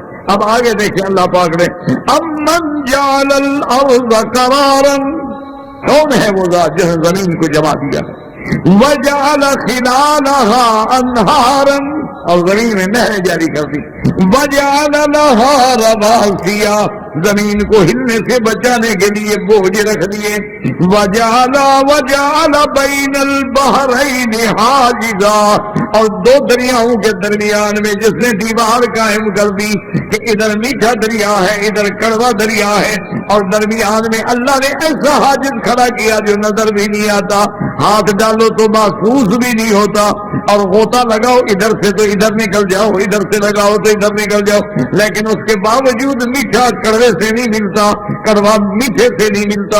یہ پردہ بنانے والا کون ہے؟ کس کی طاقت ہے؟ کس کی قدرت ہے؟ اللہ کے قرآن میں غور کریں، فرماتے ہیں وَجَعَلَ خِلَالَهَا أَنْهَارًا وَجَعَلَ لَهَا رَوَاسِيَ، اب یہ پہاڑ جو رکھیں، وَجَعَلَ بَيْنَ الْبَحْرَيْنِ حَاجِزًا، آپ کیپ ٹاؤن چلے جائیں یا بنگلہ دیش میں جائیں، اراکان میں جائیں، دیکھیں گے دونوں دریا کٹھے چل رہے ہیں، مجال ہے کہ اس کا پانی ادھر ملے یا اس کا پانی۔ اچھا کبھی طوفان آتا ہے نا میٹھے پانی میں، وہ کڑوے پانی پہ چڑھ جاتا ہے، اچھا کبھی طوفان آتا ہے کڑوے پانی پہ، میٹھے پانی پہ چڑھے، پھر لوٹ کے ہر آدمی اپنی جگہ پہ چلا جاتا ہے، پانی اپنا اپنا واپس چلا گیا، بجا رہے کہیں مل جائے۔ فرماتے ہیں کہ یہ ساری کرنے کے بعد اب غور کرو، اِلٰہٌ مع اللہ، کوئی ہے اس کے ساتھ بابو؟ بل اکثرهم لا يعلمون، اللہ نے فرمایا سارا کچھ دیکھنے کے بعد اکثر جو ہے پھر بھی وہ اپنے معبود برحق کو نہیں جانتے۔ امن یجیب المضطر اذا دعاہ ویکشف السوء، کون ہے جو پریشان حال کی پریشانی دور کرے، کون ہے جو دکھ دور کر دے، کون ہے جو اس کی مشکلوں کو کھول ڈالے، مصیبتوں کو کھول ڈالے، اور کون ہے جس نے زمین میں تمہیں خلیفہ بنا کے موقع دیا، وَيَجْعَلُكُمْ خُلَفَاءَ الْأَرْضِ أَإِلَٰهٌ مَّعَ اللَّهِ، اس کے ساتھ کوئی الہ ہے؟ قَلِيلًا مَّا تَذَكَّرُونَ، فرمایا أَمَّن يَهْدِيكُمْ فِي ظُلُمَاتِ الْبَرِّ وَالْبَحْرِ، کون ہے جو آپ کو خشکی کے اندھیروں میں یا دریاؤں کے اندھیروں میں راستے دکھانے والا کون ہے؟ وَمَن يُرْسِلُ الرِّيَاحَ بُشْرًا بَيْنَ يَدَيْ رَحْمَتِهِ، اور کون ہے جو بارش سے پہلے ٹھنڈی ہوائیں بھیج کے تمہیں خوشی دیتا ہے کہ بارش آ رہی ہے۔ اِلٰہٌ مَّعَ اللَّهِ، کوئی الہ ہے اس کے ساتھ؟ تعالی اللہ عما یشرکون، بلند و بالا ہے اس کی ذات جو شرک کرتے ہیں، اس لیے ہمیشہ یاد رکھ ان صفات کا ذکر ہوگا، جو ان صفات سے متصف ہے وہی الہ۔ جب آپ کلمہ پڑھیں گے لا الہ الا اللہ، الہ کا ذکر آئے گا، تخلیق السماوات والارض کا بھی ذکر آئے گا، اور آسمانوں سے پانی اتارنے کا بھی تصور آئے گا، پھر زمین سے کھیتیاں اگانے کا تصور، پھر درختوں کو پیدا کرنے کا تصور آئے گا، مصیبتیں ہٹانے والے ذکر آئے گا، اس کے بعد بھٹکے ہوں کو راستہ دکھانے والے کا ذکر آئے گا۔ وہ کون ہے؟ وہ صرف الہ ہے، اور اسی کا ہم اقرار کرتے ہیں کہ لا الہ، کوئی معبود برحق نہیں مگر اللہ۔ اچھا اب اللہ کے سوا جن لوگوں نے معبود بنایا، کسی نے چاند کو، کسی نے سورج کو، کسی نے زندہ کو، کسی نے مردہ کو، کسی نے انسانوں کو، اب پھر غور کریں کیا ان میں سے بھی کسی نے آسمان زمین پیدا کیا؟ ان میں سے بھی کوئی ہے جو آسمانوں سے پانی برسا سکے؟ ان میں سے بھی کوئی ہے جو زمین سے کھیتیاں اگا سکے؟ ان میں سے بھی کوئی ہے جو ہمارے دکھ دور کر سکے؟ ان میں سے بھی کوئی ہے کہ رات کو اندھیرے میں بھٹکے ہوں کو راستہ دکھا سکے؟ پھر آپ کو سمجھ آئے گا کہ یہ کوئی نہیں کر سکتا، صرف وہی کر سکتا ہے جو الہ ہے۔ یہ ساری صفات الہ کی ہیں، تو ہم اسی الہ کا کلمہ پڑھتے ہوئے اعتراف کر رہے ہیں کہ کوئی معبود برحق نہیں مگر اللہ۔ اللہ آپ کو بھی مجھے بھی صحیح معنی میں توحید کی سمجھ عطا فرما دے۔ برادران اسلام، واجب الاحترام بزرگوں، دوستوں، عزیز نوجوانوں، الحمدللہ اصلاح عقیدہ کے دروس کے ضمن میں مسئلہ توحید، مسئلہ الہ اور معنی کلمہ شہادت، اقسام توحید، اللہ کی رحمت سے اللہ تبارک و تعالی نے اپنی فضل و منت سے ہمیں بیان کرنے کی توفیق اور سعادت بخشی۔ تو کلمہ طیبہ کے دو جز ہیں، جیسے کہ میں نے ابتدا میں عرض کیا تھا کہ صرف کلمہ پڑھنے سے آدمی مسلمان نہیں ہوتا، بلکہ اس کو پڑھنا، جاننا اور اس کے تمام شروط و ارکان پہ صحیح معنی پہ عمل پیرا ہونے سے جا کے آدمی مسلمان۔ تو اب دو جز جو ہیں، لا الہ الا اللہ محمد رسول اللہ۔ تو کبھی یہ ہوتا ہے کہ اختصار ہوتا ہے، یعنی ایک جز کو ذکر کر دیا جاتا ہے تو دوسری خود بخود سمجھ آ جائے، اس کے ذکر کرنے کی ضرورت نہیں ہو، یعنی وہ معلوم ہے، معہود ہے۔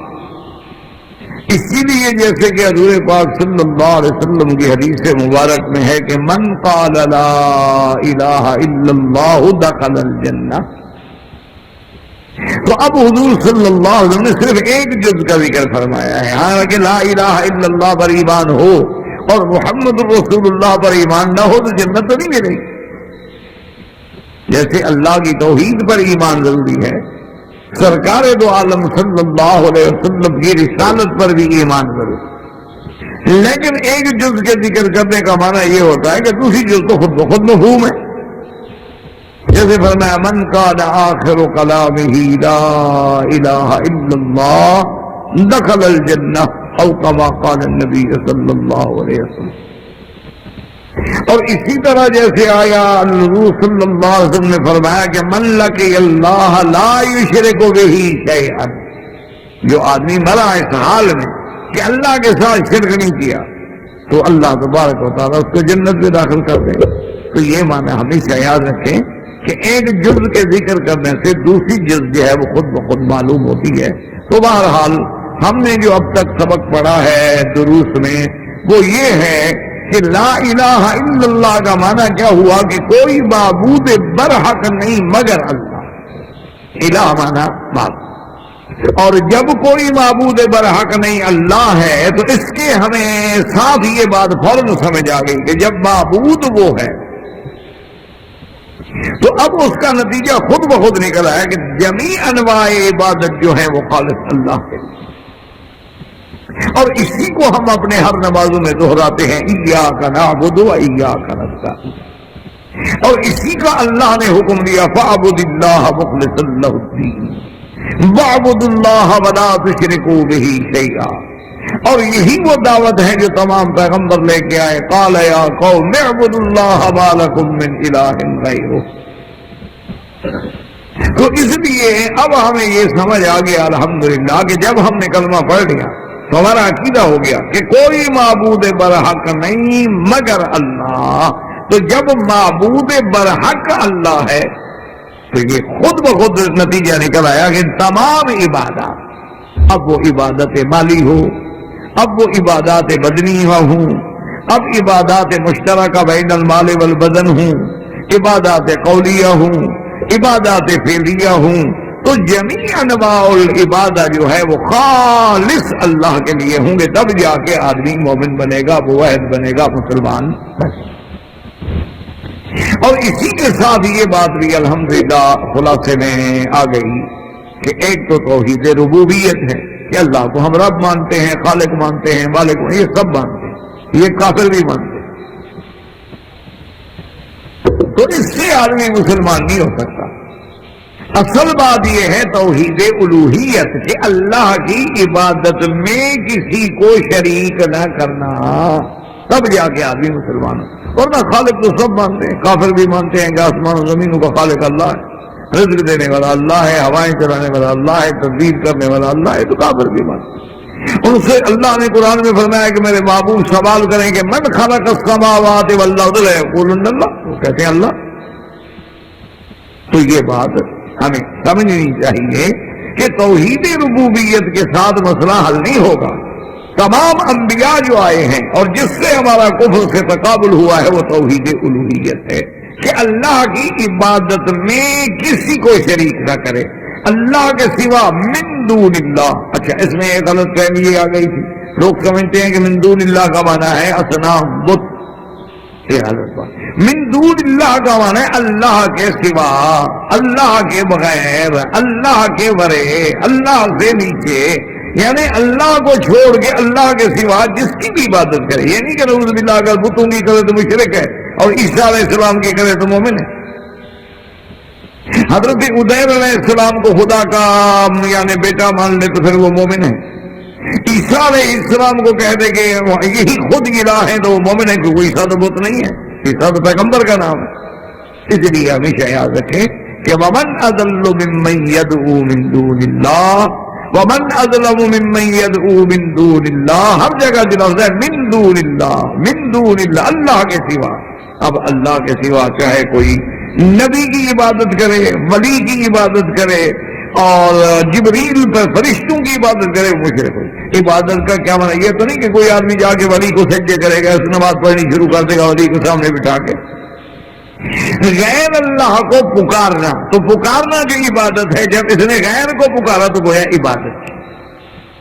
جب اللہ کو بندہ پکارتا ہے تو عقیدہ رکھتا ہے کہ وہ سنتا ہے، جانتا ہے، دیکھتا ہے، نفع نقصان کا مالک ہے۔ اب جب اپنے فوت شدہ کسی بزرگ کو یہ پکار رہا ہے تو کیا عقیدہ ہے کہ وہ سنتا ہے؟ نہیں سنتا تو کوئی پاگل تو نہیں ہو گیا کہ پکارا۔ تو اس لیے اہم چیز کیا ہے؟ توحید الوہیت۔ اور اسی طرح یاد رکھیں کہ تیسری قسم ہے توحید فی الاسماء والصفات، کہ اللہ کے اسماء ہیں، اللہ کی صفات ہیں، تو اس میں ہمارا عقیدہ ایک موٹی بات یاد رکھ لیں، کیونکہ باریکیاں جو ہے وہ علماء کا کام ہے۔ اس میں موٹی بات یاد رکھ لیں کہ اللہ نے قرآن میں جو اپنی صفتیں بیان فرمائی ہیں، یا سرکار دو عالم صلی اللہ علیہ وسلم نے اللہ کی صفات بیان فرمائی ہے، ان پہ ہمارا نہ ان کو بڑھائیں گے نہ ان کو گھٹائیں گے، یعنی کوئی صفت اللہ نے اپنی بیان نہیں کی، ہم نے اپنی طرف سے نہیں بڑھائی، اور اللہ نے جو بیان کی ہے اس کا انکار نہیں کریں گے۔ نہ تو ہم معطلہ بن جائیں گے کہ صفتوں کا ہی انکار کر دیں، نہ ہم مشبہ بن جائیں گے کہ نعوذ باللہ تشبیہ میں آنا شروع کر دیں، اللہ کی مثالیں دینی شروع کر دیں۔ تو ہمارا ایمان ہوگا کہ اللہ کے اسماء، اللہ کے صفات جو قرآن میں ہیں، جو لسان پیغمبر سے ثابت ہیں، بغیر تعطیل کے، بغیر تکییف و تمثیل کے، ان پر ہمارا ایمان ہے۔ لیس کمثلہ شیء، جیسے اس کی ذات کی کوئی مثل نہیں، اس کی صفات کی کوئی مثل نہیں۔ اس کو موٹی موٹی باتوں میں سمجھ لیں۔ مثلا ہم کہیں گے اللہ دیکھتا ہے، لیکن ہم یہ نہیں کہیں گے کہ جیسے ہم دیکھتے ہیں، پھر تو کافر ہو گئے، کیونکہ پھر تو اللہ کو ہم نے مثال دی، تشبیہ دی۔ دیکھتا ہے جیسے اس کی شان کو دیکھا۔ اللہ سنتے ہیں، یہ نہیں کہیں گے جیسے ہم سنتے ہیں، پھر تو کافر ہو گئے۔ ہم کہیں گے اللہ دیکھتے ہیں، اللہ سنتے ہیں، اللہ نزول اجلال فرماتے ہیں، لیکن کما یلیق بشانہ تبارک و تعالی، جیسے اس کی شان کو زیبا ہے۔ انسان مخلوق کا سننا کیا اور خالق کا سننا کیا؟ مخلوق کا سننا تو ابھی دیوار کی طرف کھڑے ہو جائے کچھ نہیں سنائی دے گا۔ اگر جناب آپ کے کانوں میں تھوڑی سی روئی رکھ دیں تب بھی آپ کچھ نہیں سنیں گے، لیکن اس کا سننا کم اور ہمارا سننا کم۔ تو اس لیے ہمارا اللہ کی صفتوں پر بھی ایمان ہے کہ اس کی جتنی صفتیں، مثلا اللہ نے فرمایا الرحمن علی العرش استویٰ، کہ اللہ تعالیٰ علی العرش، ہم کہیں گے آمنا، لیکن کیسے کہ عرش پہ وہ کیسے بیٹھے ہیں، یا عرش سے آسمان دنیا کی طرف جب آتے ہیں تو نزول کیسے فرماتے ہیں نا، کیفیت میں ہم بات نہیں کریں گے۔ یہی ہمیں سلف نے سکھلا دیا انہوں نے کہا کہ الاستواء معلوم والکیف مجہول، یہ استواء تو معلوم ہے لیکن کیفیت ہم نہیں کر سکتے۔ بس سوال جو ہے اس سے غیر معقول، معقول ہی نہیں کہ ایک مخلوق اللہ کے بارے میں اللہ کی ذات میں بحث کرے۔ اپنی حدود عقل تک بحث کرو، جو چیزیں ماورائے عقل ہیں ان میں بحث کرو گے تو ٹھوکر لگ جائے۔ تو ہمیں یہ سمجھ آ گیا کہ کوئی معبود برحق نہیں مگر اللہ۔ آج ہم اس کی دوسری جز کو سامنے رکھیں کہ جیسے اللہ کی وحدانیت پہ، اللہ کی الوہیت پہ، اللہ کی ربوبیت پہ، اللہ کی خالقیت پہ، اللہ کی مالکیت پہ، اللہ کے نافع و ضار ہونے پہ، تقدیر کے ایمان پہ، اور اسی طرح خالق کے خیر و شر ہونے پہ ہمارا ایمان ہے، اسی طرح ہمارا ایمان ہے محمد الرسول اللہ، کہ محمد مصطفیٰ صلی اللہ علیہ وسلم جو ہے اللہ کے بھیجے ہوئے پیغمبر ہیں۔ اس کی وجہ یہ ہے کہ بات سمجھیں کہ یہ ساری کائنات جو اللہ نے پیدا کی ہے اور اس میں رنگا رنگ کی مخلوق ہے، اللہ نے ایسے انواع و اقسام پیدا کیے ہیں کہ لا تعد ولا تحصى، بندہ اس کو سوچ اور سمجھ ہی نہیں سکتا ہے۔ اتنے حیوانات ہیں، اتنے جاندار ہیں، اتنے بری چیزیں ہیں، اتنی بحری چیزیں ہیں، اتنی فضائی چیزیں ہیں کہ آدمی کی وہاں عقل بھی رسائی نہیں کرتی۔ یعنی آپ کسی ملک میں جا کے دیکھیں، اپنا ایک دفعہ مجھے وہاں دیکھنے کا موقع ملا شکاگو میں کہ صرف مچھلیوں کے لیے انہوں نے ایک جگہ بنائی، ایک میوزیم بنایا ہے، اس میں انہوں نے صرف دریا کی، سمندر کی، دریاؤں کی، مچھلیوں کی اقسام و انواع دکھلائے ہیں۔ یقین کریں کہ پھرتے پھرتے ہماری ٹانگیں ٹوٹ گئی اور دیکھتے دیکھتے دنگ رہ گئے، ہم تو گن ہی نہیں سکتے کہ صرف مچھلی کی کتنی قسمیں، کتنے رنگ ہیں، کتنی قسمیں ہیں، کتنی شکلیں ہیں، کوئی بڑی ہے، کوئی چھوٹی ہے، کوئی موٹی ہے، کوئی عجیب ہے، کوئی بالکل ایسی اللہ معاف فرمائے کہ ویسے معلوم ہوتا ہے جیسے کوئی درندہ پانی میں اتر گیا، اور کوئی اتنی خوبصورت ہے کہ آدمی دیکھتا رہے۔ تو یہ جو چیزیں ہیں یہ ساری مخلوق جو اللہ نے بنائی ہے، اور ساتھ اللہ نے فرما دیا کہ ساری چیزیں جو ہے انسان کے لیے ہیں، تو پھر انسان کو بھی تو کسی چیز کے لیے بنایا، کو بتلا دیا کہ میں نے اپنی عبادت کے لیے بنایا۔ انسان اور جن کو میں نے اپنی عبادت کے لیے بنایا کہ ساری کائنات تو تیرے لیے ہے لیکن تو صرف میرے لیے۔ یہ ساری کائنات هو الذی خلق لکم ما فی الارض جمیعا، یہ سب تمہارے، آسمان تمہارے لیے ہیں، زمینیں تمہارے لیے ہیں، فضائیں تمہارے لیے ہیں، ہوائیں تمہارے لیے ہیں، یہ پھول تمہارے لیے ہیں، یہ رات کی چاندنی تمہارے لیے کھلتی ہے، یہ ساری مخلوق تیرے لیے۔ لیکن فرمایا تجھے میں نے کیوں اپنی عبادت کے لیے پیدا کیا ہے کہ وما خلقت الجن والانس الا لیعبدون، کہ میں نے جن و انس کو پیدا کیا اپنی عبادت کے لیے۔ تو اب عبادت کا طریقہ ہمیں کون بتلائے گا؟ دیکھو نا، اللہ پاک کی زیارت تو ہم کر نہیں سکتے، نہ اللہ تبارک و تعالیٰ سے ہم کلام ہو سکتے ہیں۔ تو اب اللہ کی اس عبادت کا طریقہ کون بتلائے گا کہ جی یہ عبادت جو ہے حق ہے اور یہ جو ہے بدعت ہے، اور یہ چیزیں جو ہے حلال ہیں اور یہ چیزیں جو ہے حرام ہیں، اور یہ جو ہے حق ہے اور یہ جو ہے باطل ہے، یہ جو ہے صدق ہے اور یہ جو ہے کذب ہے، یہ کون بتلائیں گے؟ تو اللہ نے رسولوں کا سلسلہ جاری فرمایا کہ سیدنا آدم علیہ السلام سے لے کر سب سے اول ابتدا ہوئی حضرت آدم سے اور انتہا ہوئی حضرت محمد رسول اللہ صلی اللہ علیہ وعلا آلہ واصحابہ وسلم تسلیما کثیرا کثیرا۔ تو اب یاد رکھیں کہ اس پہ انشاءاللہ اللہ ہمیں توفیق دیں گے، بات کریں گے۔ آج سب سے پہلا جو ہمارا موضوع ہے وہ یہ ہے کہ محمد الرسول اللہ، اور ایک بات دماغ میں رکھیں کہ جیسے اللہ کی وحدانیت بھی ایمان ہے، اسی طرح بھی ہی اللہ کے رسول محمد عربی کی رسالت اور نبوت پہ ایمان ہے، اور جیسے اللہ کی توحید میں کوئی لچک قابل قبول نہیں، اسی طرح محمد مدنی کے ایمان میں بھی کوئی لچک قابل قبول نہیں۔ یعنی جیسے کہ اچھا، اسی طرح ایک بات اور بھی یاد رکھ لیں کہ جیسے اللہ کو تو کوئی مانے کہ اللہ ہے لیکن وحدہ لا شریک نہ مانے، شریک کرے تو پھر کام رہے گا نہیں۔ اچھا، حضور کو تو مانے لیکن نبوت اور رسالت میں شریک کرے بات کو سمجھے نا، جیسے اس کی توحید میں شریک کرے تو کافر ہو جائے گا، اگر یہاں حضور کی رسالت میں کسی کو شریک کرے، جیسے کہ علماء نے اس کی ایک عجیب مثال دی، انہوں نے کہا کہ اللہ پہ توحید ختم اور محمد مدنی پہ رسالت ختم۔ اللہ نے یہاں آ کے نبوت و رسالت کی عمارت ہی مکمل کر، اس کی توحید میں کوئی شریک نہیں، محمد پاک کی نبوت و رسالت میں۔ اچھا، اسی طرح اللہ پر تو ایمان ہے لیکن اللہ کی صفتوں پہ ایمان نہ ہو تو بندہ مسلمان نہیں ہوگا۔ اللہ کو تو مانتا لیکن کہتا ہے رحمان رحیم میں نہیں جانتا۔ تو اسی طرح اگر وہ محمد مدنی کو تو مانتا ہے لیکن اللہ نے جو آپ کو صفتیں دی ہیں کہ وہ رسول ہیں، وہ نبی ہیں، وہ بشیر ہیں، وہ نذیر ہیں، وہ رحمت للعالمین ہیں، وہ خاتم النبیین ہیں، وہ امام الانبیاء والمرسلین ہیں، اگر ان پر بھی ایمان نہیں لے گا تو پھر مسلمان نہیں رہے۔ اچھا، اب بات یہ ہوتی ہے کہ ہمیں یہ فیصلہ کرنا ہے، ہم تو الحمدللہ اللہ کا شکر ہے کہ ہم نے کلمہ پڑھا، مسلمانوں کے گھر میں پیدا ہوئے، اللہ نے ہمارے لیے آسانی کر دی کہ آنکھ کھولی تو مسلمان گھرانے میں آنکھ کھولی۔ مشکل تو ان لوگوں کے لیے ہے نا کہ جنہوں نے نہ قرآن پڑھا، نہ حدیث پڑھی، نہ اسلام، نہ اسلامی ماحول۔ ہندو کے گھر میں پیدا ہوا ہے، سکھ کے گھر میں پیدا ہوا ہے، یہودی کے گھر میں پیدا ہوا ہے، عیسائی کے گھر میں پیدا ہوا ہے، نصرانی کے گھر میں پیدا ہوا ہے، یا بالکل کسی دہریے کے گھر میں پیدا ہوا ہے، لا دین لوگوں کے گھر میں پیدا ہوا، ایسے معاشرے میں جنم لیا ہے جہاں دین کا کوئی تصور ہی نہیں۔ بات تو وہاں مشکل ہوتی ہے۔ ہم تو الحمدللہ اللہ کا شکر ہے پیدا ہوئے مولوی کے گھر میں، وہ اور مولوی کے گھر میں، دادا مولوی، باپ مولوی، نانا مولوی۔ پھر اللہ نے ماحول ایسا دے دیا کہ مدرسوں میں آنکھیں کھولی، مدرسوں میں جوان ہوئے، مدرسوں میں پلے بڑھے، اور مدرسے بھی کون سے، کوئی انگریزی مدرسے، دینی مدرسے۔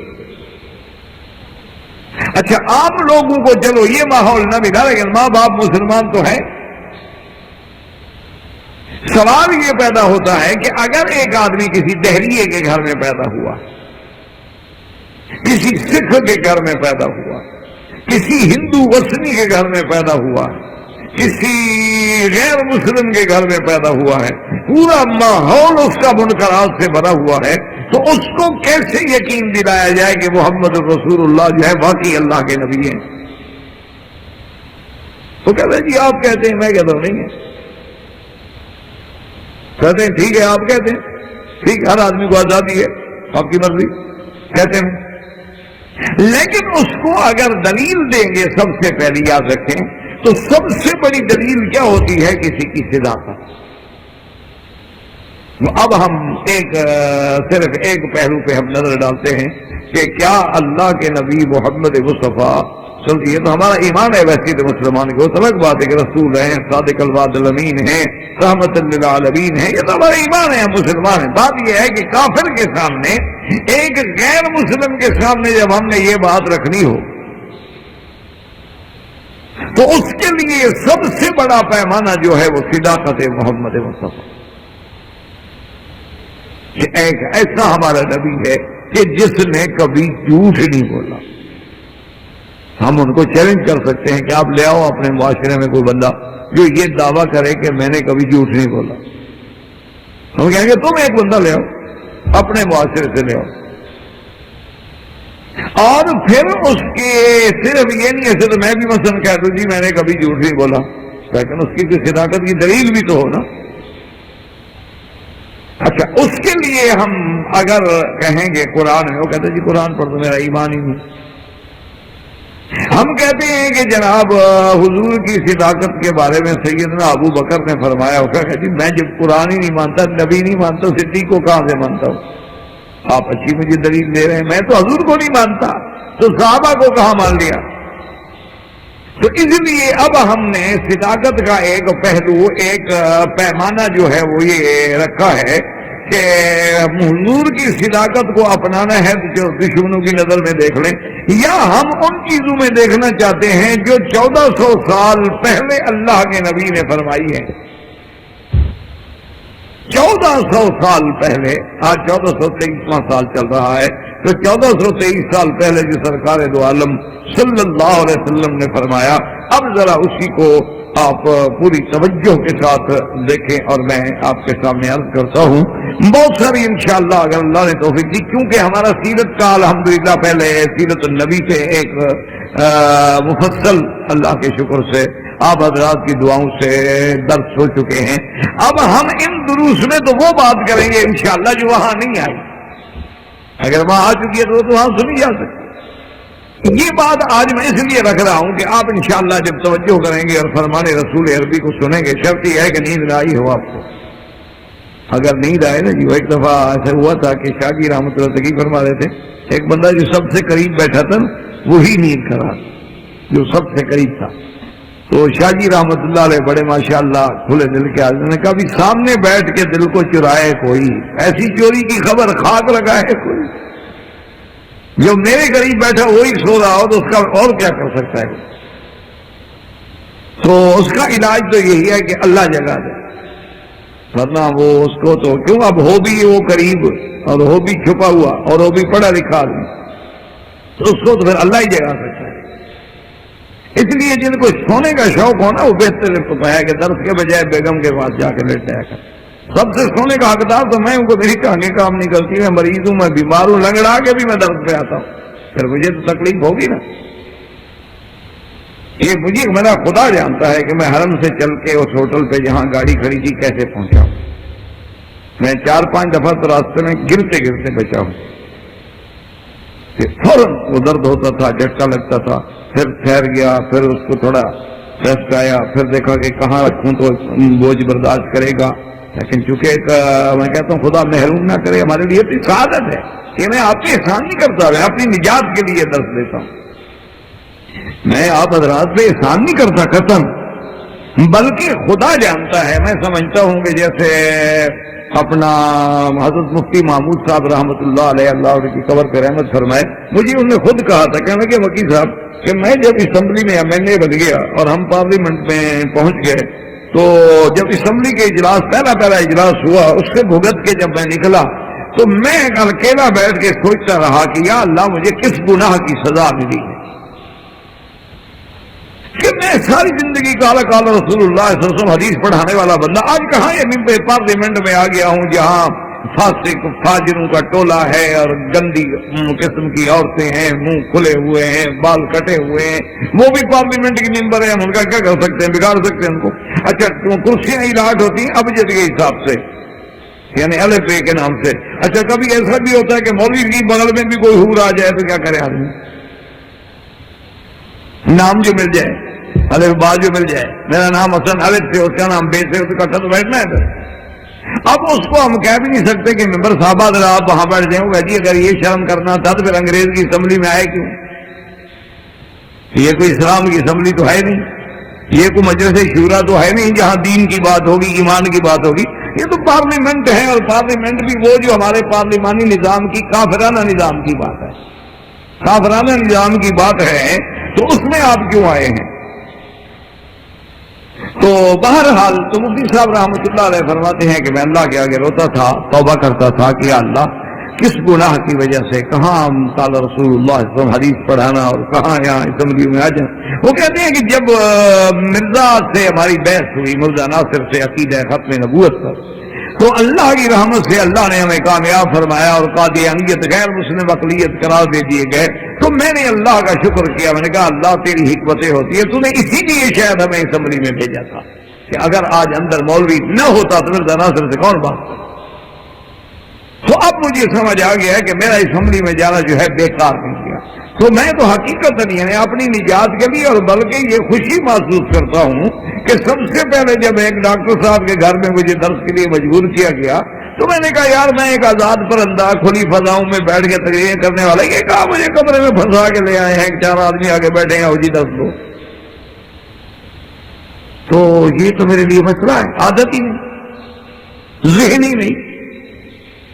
یہ تو کوئی لیکچرر جو ہے وہ تو لیکچر دے سکتا ہے، جس کے سامنے کیا اسٹوڈنٹ بیٹھے ہوں وہ جناب جس پہ کھڑا ہو جائے اور وہ سن. ایک آدمی نے ساری زندگی آزادی سے درس قرآن حدیث پڑھایا ہو، لیکن اللہ کا شکر یہ تھا کہ آپ لوگوں کے اس اخلاص کی وجہ سے اللہ نے ان درسوں کو ایسا مقبول کیا کہ عالم میں کوئی جگہ نہیں جہاں نہ پہنچے ہوں. میں سمجھتا ہوں کہ یہ تو آپ لوگوں کا اخلاص ہے اور میری نجات کا ذریعہ ہے، تو میری قابلیت نہیں ہے. اس میں میری کوئی فضیلت. اب جناب سمجھیں کہ جب ہم سرکار دو عالم صلی اللہ علیہ وسلم حبیب کبریا محمد مصطفیٰ الصادق الوعد الامین، وہ صداقتوں کا مجسمہ، وہ صداقتوں کا امین، اللہ نے جسے صادق بنا کے بھیجا، صدق دے کے بھیجا، جو صدق لایا، اور سب سے پہلے صدق لانے والا محمد عربی صلی اللہ علیہ وسلم، اس کی صداقت کا آئینہ اگر ہم دشمن کو دکھلانا چاہیں تو اب ان باتوں پہ ذرا غور کریں جو 1400 سال پہلے حضور نے فرمائی. اب ان کو دو حصوں میں بھی آپ تقسیم کر سکتے ہیں. اس کو کہتے ہیں علامات صغرا اور علامات کبرا. اچھا، کسی جگہ علماء سے بھی اختلاف ہو جاتا ہے کہ کبرا کو صغرا میں ذکر کر بیٹھتے ہیں اور صغرا کو کبرا میں ذکر کر بیٹھتے ہیں. تو یہ کوئی ایسی بات نہیں ہوتی، صرف ذکر کی ترتیب میں ایسی بات ہو جاتی. جیسے آپ مثلا 10 دواؤں کے نام لینے شروع کریں تو کبھی ایسا بھی ہوتا ہے کہ اہم دوائی کا نام آپ نے بعد میں لے لیا اور کم اہم کا آپ نے پہلے لے لیا. مقصد تو یہ تھا کہ ان 10 ایٹم آپ نے پورے بیان کر دیے. تو اب جناب دیکھیں کہ حضور صلی اللہ علیہ وسلم نے ایک خبر دی. آپ نے فرمایا انطلد الامۃ ربتها، فرمایا ایک وقت آئے گا علامات قیامت میں سے ایسا ہوگا کہ کنیزیں جو ہیں اپنی مالکن کو جینیں گی. کیا مانا یہ ہے کہ کنیز ہے لیکن اس کے بطن سے جو پیدا ہوئی ہے وہ سردار بن گئی، غلام ہے، اس کے پیٹ سے پیدا ہونے والا جو ہے وہ حاکم بن گیا. یعنی جو لوگ غلام تھے ان کے بطن سے پیدا ہونے والے لوگ جو ہیں، جو کنیز ہیں، مالکن نہیں، کنیز کے پیٹ سے پیدا ہونے والی مالکن بن گئی. اور اسی طرح حضور نے فرمایا وفات نورات رائی الشہاد، ایسے لوگ جن کے گلے میں بدن پہ کپڑے نہیں ہوں گے، پاؤں میں جوتا نہیں ہوگا، بکریاں چرانے والے ہوں گے. وقت آئے گا یتطاولون فی البنیان، بلڈنگوں کی بلندی پہ فخر کریں گے. وہ کہے گا میری بلڈنگ دیکھو کتنی بڑی ہے، میں نے کتنا بڑا ٹاور بنایا ہے، یہ دیکھو میرے اب برج کتنا بڑا ہے. 1423 سال پہلے آپ ذرا اندازہ کریں، سوچتے جائیں ایک ایک بات جو صادق الامین نے فرمائی ہے. آپ نے فرمایا کہ وہ بلڈنگوں کی بلندی میں فخر کریں گے، اور اس کے بعد حضور نے فرمایا صلی اللہ علیہ وسلم نے کہ یکثر الزنا، زنا عام ہو جائے گا. ذرا غور کریں، دوڑائیں، نظر دوڑائیں کہ جتنے چینل چل رہے ہیں ان پہ نظر دوڑائیں، اور جو کچھ ہو رہا ہے دنیا میں اس پہ بھی نظر دوڑائیں. آپ نے فرمایا زنا عام ہو جائے گا. اس کے بعد حضور نے فرمایا کہ شراب نوشی، مے نوشی جو ہے وہ عام ہو جائے گی، اور بعض میری امت کے لوگ شراب پیئیں گے لیکن نام بدل دیں گے. اس کا نام شراب نہیں ہوگا، خمر نہیں ہوگا، وائن نہیں رکھیں گے، کوئی اور رکھ لیں گے، وسکی رکھ لیں گے، چیمپئن رکھ لیں گے، کوئی اور نام تجویز کر لیں. کوئی نام ہی بدلنا ہے شراب، لیکن نام بدل دیا اس کا. 1423 سال پہلے حضور صلی اللہ علیہ وسلم یہ باتیں ہمیں سمجھا رہے ہیں. اور اس کے بعد حضور نے فرمایا کہ بازار جو ہیں وہ قریب قریب ہوں گے. کیا مانا؟ پہلے زمانے میں تو یہ تھا نا کہ کبھی سال کے بعد ایک بازار مہینہ میں لگ گیا، بس باقی تو کچھ نہیں. کبھی سوکھے اوقاز لگ گیا، ایک میلہ لگا، ایک بازار لگ گیا، میلہ ختم، بازار ختم، گزارا ہے ہی نہیں. فرمایا کہ بازار قریب قریب ہو جائیں گے. اور اس کے بعد حضور نے فرمایا کہ لوگ مسجدوں میں امام اس کو بنائیں گے جس کی شکل اچھی ہو یا آواز اچھی ہو. ایک ایک چیز پہ غور کرتے ہیں. آج سب سے پہلے یہی دیکھا جاتا ہے یار آواز کیسے ہے، آواز اچھی ہے، بڑا اچھا پڑتا ہے، خوبصورت پڑتا ہے. چاہے وہ آیت ایک بھی عمل نہ کرتا ہو، صرف ہم نے یہ دیکھ رہا ہے کہ آواز اچھی پڑھتا اچھا. اسی طرح حضور صلی اللہ علیہ وسلم نے فرمایا کہ لوگ مسجدوں کی زینت پہ فخر کریں گے. وہ کہے گا دیکھو جی میں نے جناب مسجد بنائی ہے. حضرت آپ آگے دیکھیں تو صحیح نا، ایسا جناب میں نے مینا کاری کا کام کیا ہے، سونے کا کام ہے، شیشے کا کام ہے، اور جناب میں نے اس پہ کروڑوں روپے لگا دیے. فرمایا مسجدوں کی زینت پہ فخر کریں گے. عبادت پہ نہیں، نماز پہ نہیں، مسجد خوبصورت بنائی. ہم نے جناب دروازے جو ہے نا وہ تو ساگوان کے لگائے، اور میں آپ کا ممبر جو ہے وہ تو ہم نے سندل کی لکڑی استعمال کی. اسی طرح حضور نے فرمایا کہ وقت آئے گا مسجدوں کو بطور راستہ استعمال کیا جائے گا. کیا بات ہے بزرگ؟ جیسے راستہ ہوتا ہے نا جی کہ آپ ہسپتال جاتے ہیں، ادھر سے بھی آ گئے ادھر سے بھی آ گئے، ایمرجنسی والے گیٹ سے بھی آ گئے، راستہ کدھر سے چلے گئے. یعنی اہمیت کوئی نہیں کہ عبادت کے لیے جائے، ایک راستہ تھا گزر گئے. اور اسی طرح حضور صلی اللہ علیہ وسلم نے فرمایا کہ علاقے میں جو سب سے بڑا کمینہ ہوگا وہی قوم کا لیڈر ہوگا، اور فرمایا جو سب سے بڑا فاسق ہوگا، سب سے بڑا فاسق فاجر وہ قبیلے کا سردار ہوگا. اور حضور نے فرمایا کہ وقت آئے گا لوگ عزت کریں گے کسی کی مخافت شر ہی، اس کے شر سے بچنے کے لیے کہ بھئی اسلام کا لوگ گنڈا آدمی ہے، کہیں ایسا نہ بےزتی کر دے. کبھی وہ جانتے ہیں کہ خبیث آدمی ہے، گنڈا آدمی ہے، یعنی ایسے ذلیل آدمی کو تو آدمی دیکھے بھی نا. اسلام کیا ہے جناب، خیریت ہے، اور پھر خود کہہ رہے یار کیا کریں، آدمی بڑا خطرناک ہے، محلے میں رہنا ہے کرک. تو فرمایا کہ لوگ عزت کریں گے لیکن اس کی علم کی نہیں، اس کی دیانت کی نہیں، مخافت شر نہیں، اس کے شر سے بچنے کی. اور اسی طرح حضور صلی اللہ علیہ وسلم نے فرمایا جو امین ہوں گے ان کو خائن سمجھا جائے گا. اور اسی طرح حضور نے فرمایا کہ جب امور جو ہیں نااہل لوگوں کے سپرد ہو جائیں گے. نااہل کیا مانا کہ جیسے اب آپ مجھے کل بٹھا دیں اسپتال میں کہ جی مریض دیکھو، تو بات ہے کہ میں اس مسئلے میں نہ ہوں. تو ہمارے ہاں بھی یہ تو ہم نے اپنے آنکھوں سے دیکھا ہے نا جی کہ اکثر ہمارے ہیلتھ منسٹر وہ بنتے ہیں جو خود بیمار ہوتے، جو خود مریض ہو نا جی اس کو ہیلتھ منسٹر بنا دیا جاتا ہے. ایک سیاسی رشوت ہوتی ہے، کسی بہانے اس کا علاج ہو جائے گا، باہر کے ملکوں میں جائے گا، وزارت کے خرچے سے سب کچھ اپنا چیک اپ وغیرہ بھی کرا لے گا. وہ خود بیمار ہے تو صحت کے محکمے کو کیسے سنبھالے گا بھائی؟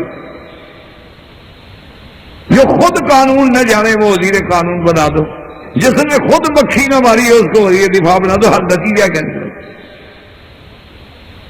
جو خود عالم نہ ہو، جو خود مقام افتاء پہ نہ ہو اس کو مفتی بنا دو. تو یہ علامات ہے قیامت. اور اسی طرح حضور نے فرمایا علم اٹھ جائے. اب آپ اندازہ کریں آج انگلیوں پہ گنے جا سکتے ہیں حیا کے بار علماء میں کتنے علماء ہیں، اللہ ان کو سلامت رکھے. مشائخ حرمین میں کتنے ہوں گے؟ 2 4 5 10 20 بس. یعنی علم اٹھ جائے گا، بہت تھوڑا رہ جائے. اور حضور نے فرمایا کہ لوگ کم عمر لوگوں سے جا کے علم حاصل کرنے کی کوشش کریں گے. کم عمر کیا بنا کہ ابھی تو خود تجربے کار نہیں ہوا، ابھی تو خود پڑھا کے اس مقام پہ نہیں پہنچا رہا. آپ اس سے پوچھیں گے تو آپ کو کیا پڑھائے گا؟ اور اسی طرح حضور نے فرمایا کہ میری امت کی عورتوں کا یہ عالم ہوگا رب کاسیات عاریات، کہ لباس پہنا ہوا ہوگا لیکن عریانی کی حالت ہوگی. کیا مانا؟ خفیف لباس، اتنا باریک لباس ہے کہ بدن کا ایک ایک عضو نظر آ رہا ہے، یا اتنا ٹائٹ لباس ہے کہ بدن بالکل الگ الگ نظر آ رہا ہے. کاسیات عاریات. اور حضور نے فرمایا مائلات ممیلات، وہ ایسی عورتیں ہوں گی اپنے انداز سے نخرے سے لوگوں کو اپنی طرف مائل کرنے والی، اور جب چلیں گی تو ان کے پاؤں سے آواز آئے گی. یعنی ایسی جھانجریں پہنیں گی پاؤں میں، ایسے زیور پہنیں گی پاؤں میں کہ جب زمین پہ چلیں تو چھنا چھن کی آواز آئے اور پتہ لگے کہ یہاں بھی کوئی جا رہے. اور اسی طرح حضور نے فرمایا کہ میری امت کے مرد ریشم پہنیں گے. آج دیکھیں ہر آدمی حریر ریشم پہ پیچھے لگا ہوا. اور اسی طرح حضور نے فرمایا کہ میری امت کے لوگ جو ہیں وہ گانے بجانے کو جائز سمجھیں گے. آج کل آپ پڑھتے ہیں انہیں اخباروں میں کہتے ہیں جی موسیقی تو ہماری روح کی غذا ہے. یعنی گانے والیاں کہتی ہوں کہتی جی میں جو گاتی ہوں میں اس کو گانا سمجھ کے نہیں، میں تو عبادت سمجھ کے گاتی ہوں. یعنی آپ اندازہ فرمائیں کہ 1400 سال پہلے. اور حضور صلی اللہ علیہ وسلم نے فرمایا کہ ارض حجاز میں پانی بھی ہو جائے گا, درختوں کی بھی کثرت ہو جائے گی. اور اسی طرح حضور صلی اللہ علیہ وسلم نے فرمایا کہ میری امت پہ ایسا وقت آ جائے گا یتحارجون کما یتحارج الحمر, لوگ ایسے زنا کریں گے, لواطت کریں گے جیسے گدھا گھوڑا کرتا ہے, حیا نہیں. حضور نے فرمایا ایسا وقت آئے گا میری امت پہ کہ بیوی کی اطاعت ہوگی, ماں کی نافرمانی ہوگی, بیوی کا غلام فرما بردار لیکن ماں کا نافرمان. ماں کو سال ملنے کا موقع نہیں ملتا, فون کرنے کا موقع نہیں ملتا. امجان بس معاف کیجیے مصروفیت ہوتی ہے, آپ کو پتا ہے نا کہ بچے ہو گئے ہیں اور پھر کام بھی ہوتا ہے, ڈیوٹی بھی ہوتی ہے, پھر واپس آتے ہیں کہ گھریلو مسائل بھی ہوتے. یعنی ماں تو کوئی مسئلہ ہی نہیں نا, مسائل تو اور اہم ہے نا اس کے لیے. ماں تو کوئی مسئلہ نہیں ہے. ماں کو 1 سال کے بعد فون کر کے الٹا یہ کہہ رہا ہے کہ ماں جی بس وہ آپ معاف کی, یعنی پھر بھی وہ معاف کریں. یعنی اندازہ کرو کہ آدمی کو کہتے ہوئے کبھی ضمیر بھی نہیں کانپا, کبھی اس کے پاؤں بھی نہیں لڑکھڑائے کہ میں 1 سال کے بعد پھر بھی معافی ماں کے ذمہ لگا رہا ہوں کہ تم مجھے معاف کر دینا, تم معاف کر دینا. جیسے بہت سارے لوگ آتے ہیں نا جی اچھا بول سب ہمیں دعاؤں میں یاد رکھنا. میں نے کہا جی کچھ رکھا دیتے ہیں آپ مجھے, جی دعاؤں میں یاد رکھ. یعنی میں دعاؤں میں نہیں, میں یاد رکھوں نوکر ہوں میں تمہارا, وجہ کیا ہے تمہیں دعاؤں میں یاد رکھوں؟ وہ عام دعا تو سب کے لیے ہوتی ہے, اللہ مغفر لجمیع المسلمین. یہ نہیں کہیں گے کہ جناب الحمدللہ ملاقات ہوئی, آپ کا درس سنا, اب میں آپ کو ہمیشہ دعا کروں. نہیں, آپ دعاؤں میں یاد رکھیں, یہ بھی آپ کی ڈیوٹی ہے. بھائی کہنا تو یہ چاہیے تھا نا کہ جی آپ کے اندر سے فائدہ اٹھایا, قرآن سنا آپ نے, انشاءاللہ ہم آپ کو اب ہمیشہ دعا کیا کریں گے. نہیں سب آپ وعدہ ہو گیا نا جی, یعنی وعدہ بھی ہے نا میں لے رہا. میں نے کہا جی بالکل وعدہ نہیں ہوا, قطعاً دعا نہیں کروں. خدا کے بندے کعبے کے سامنے کھڑے ہو کے مجھ سے تو وعدہ لے رہے, ایک معمولی سی بات ہے میں ہاں کہہ دوں قیامت میں کیا جواب دوں.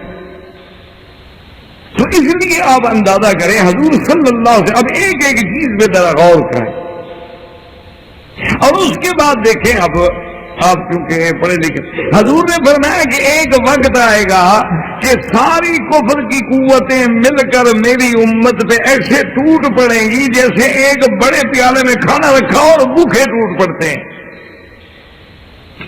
آج ایمان سے دیکھیں نقشہ سامنے ہے کہ تمام کفر کی قوتیں مشرق میں ہیں, مغرب میں ہیں, شمال میں ہیں, جنوب میں ہیں, ہنود میں ہیں, یہود میں ہیں, سب کٹھی ہیں کہ مسلمان غلط ہے, مسلمان غلط ہے, یا داڑھی والا غلط ہے, مسلمان غلط. اور اسی طرح باقاعدہ حضور نے فرمایا حدیث مبارک میں کہ ایک وقت آئے گا محاصرہ ہوگا عراق کا, نام لیا حضور نے. اس کے بعد فرمایا پھر اردن کا, شام کا, فلسطین کا, لبنان کا محاصرہ ہوگا. اس کے بعد حضور نے فرمایا کہ ایک میدان جنگ جو ہے اس جنگ کا نام ہوگا ہر مجدون, اس کو کہیں گے ہر مجدون. اور یاد رکھیں یہ ہر مجدون جو ہے اس کو عیسائی بھی مانتا ہے.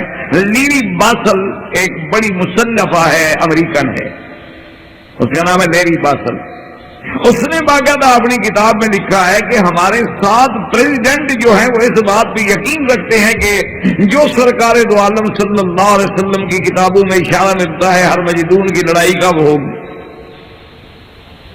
ہر مجدون پتہ کس کو کہتے ہیں؟ ہر کہتے ہیں پہاڑ کو, مجدون اصل میں مجیدو نام ہے وادی ہے فلسطین کا, اسی کو کوئی ہر مجدون کہہ دیتے ہیں, کوئی ہر پہ مجیدو کہہ دیتے ہیں.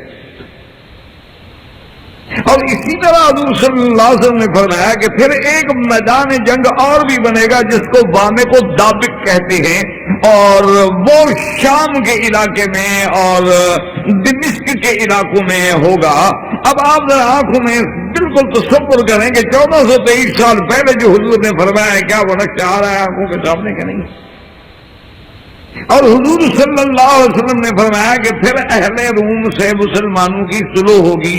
اہل روم سے مراد کیا؟ عیسائی کسی کا کوئی ہو, کسی ملک میں رہنے والا, ان میں صلح ہوگی. وہ صلح کر کے مسلمان اور عیسائی ایک طرف ہوں گے, پھر ایک بہت بڑی جنگ ہوگی. یہاں وضاحت نہیں آئی کہ وہ جنگ کس سے ہوگی.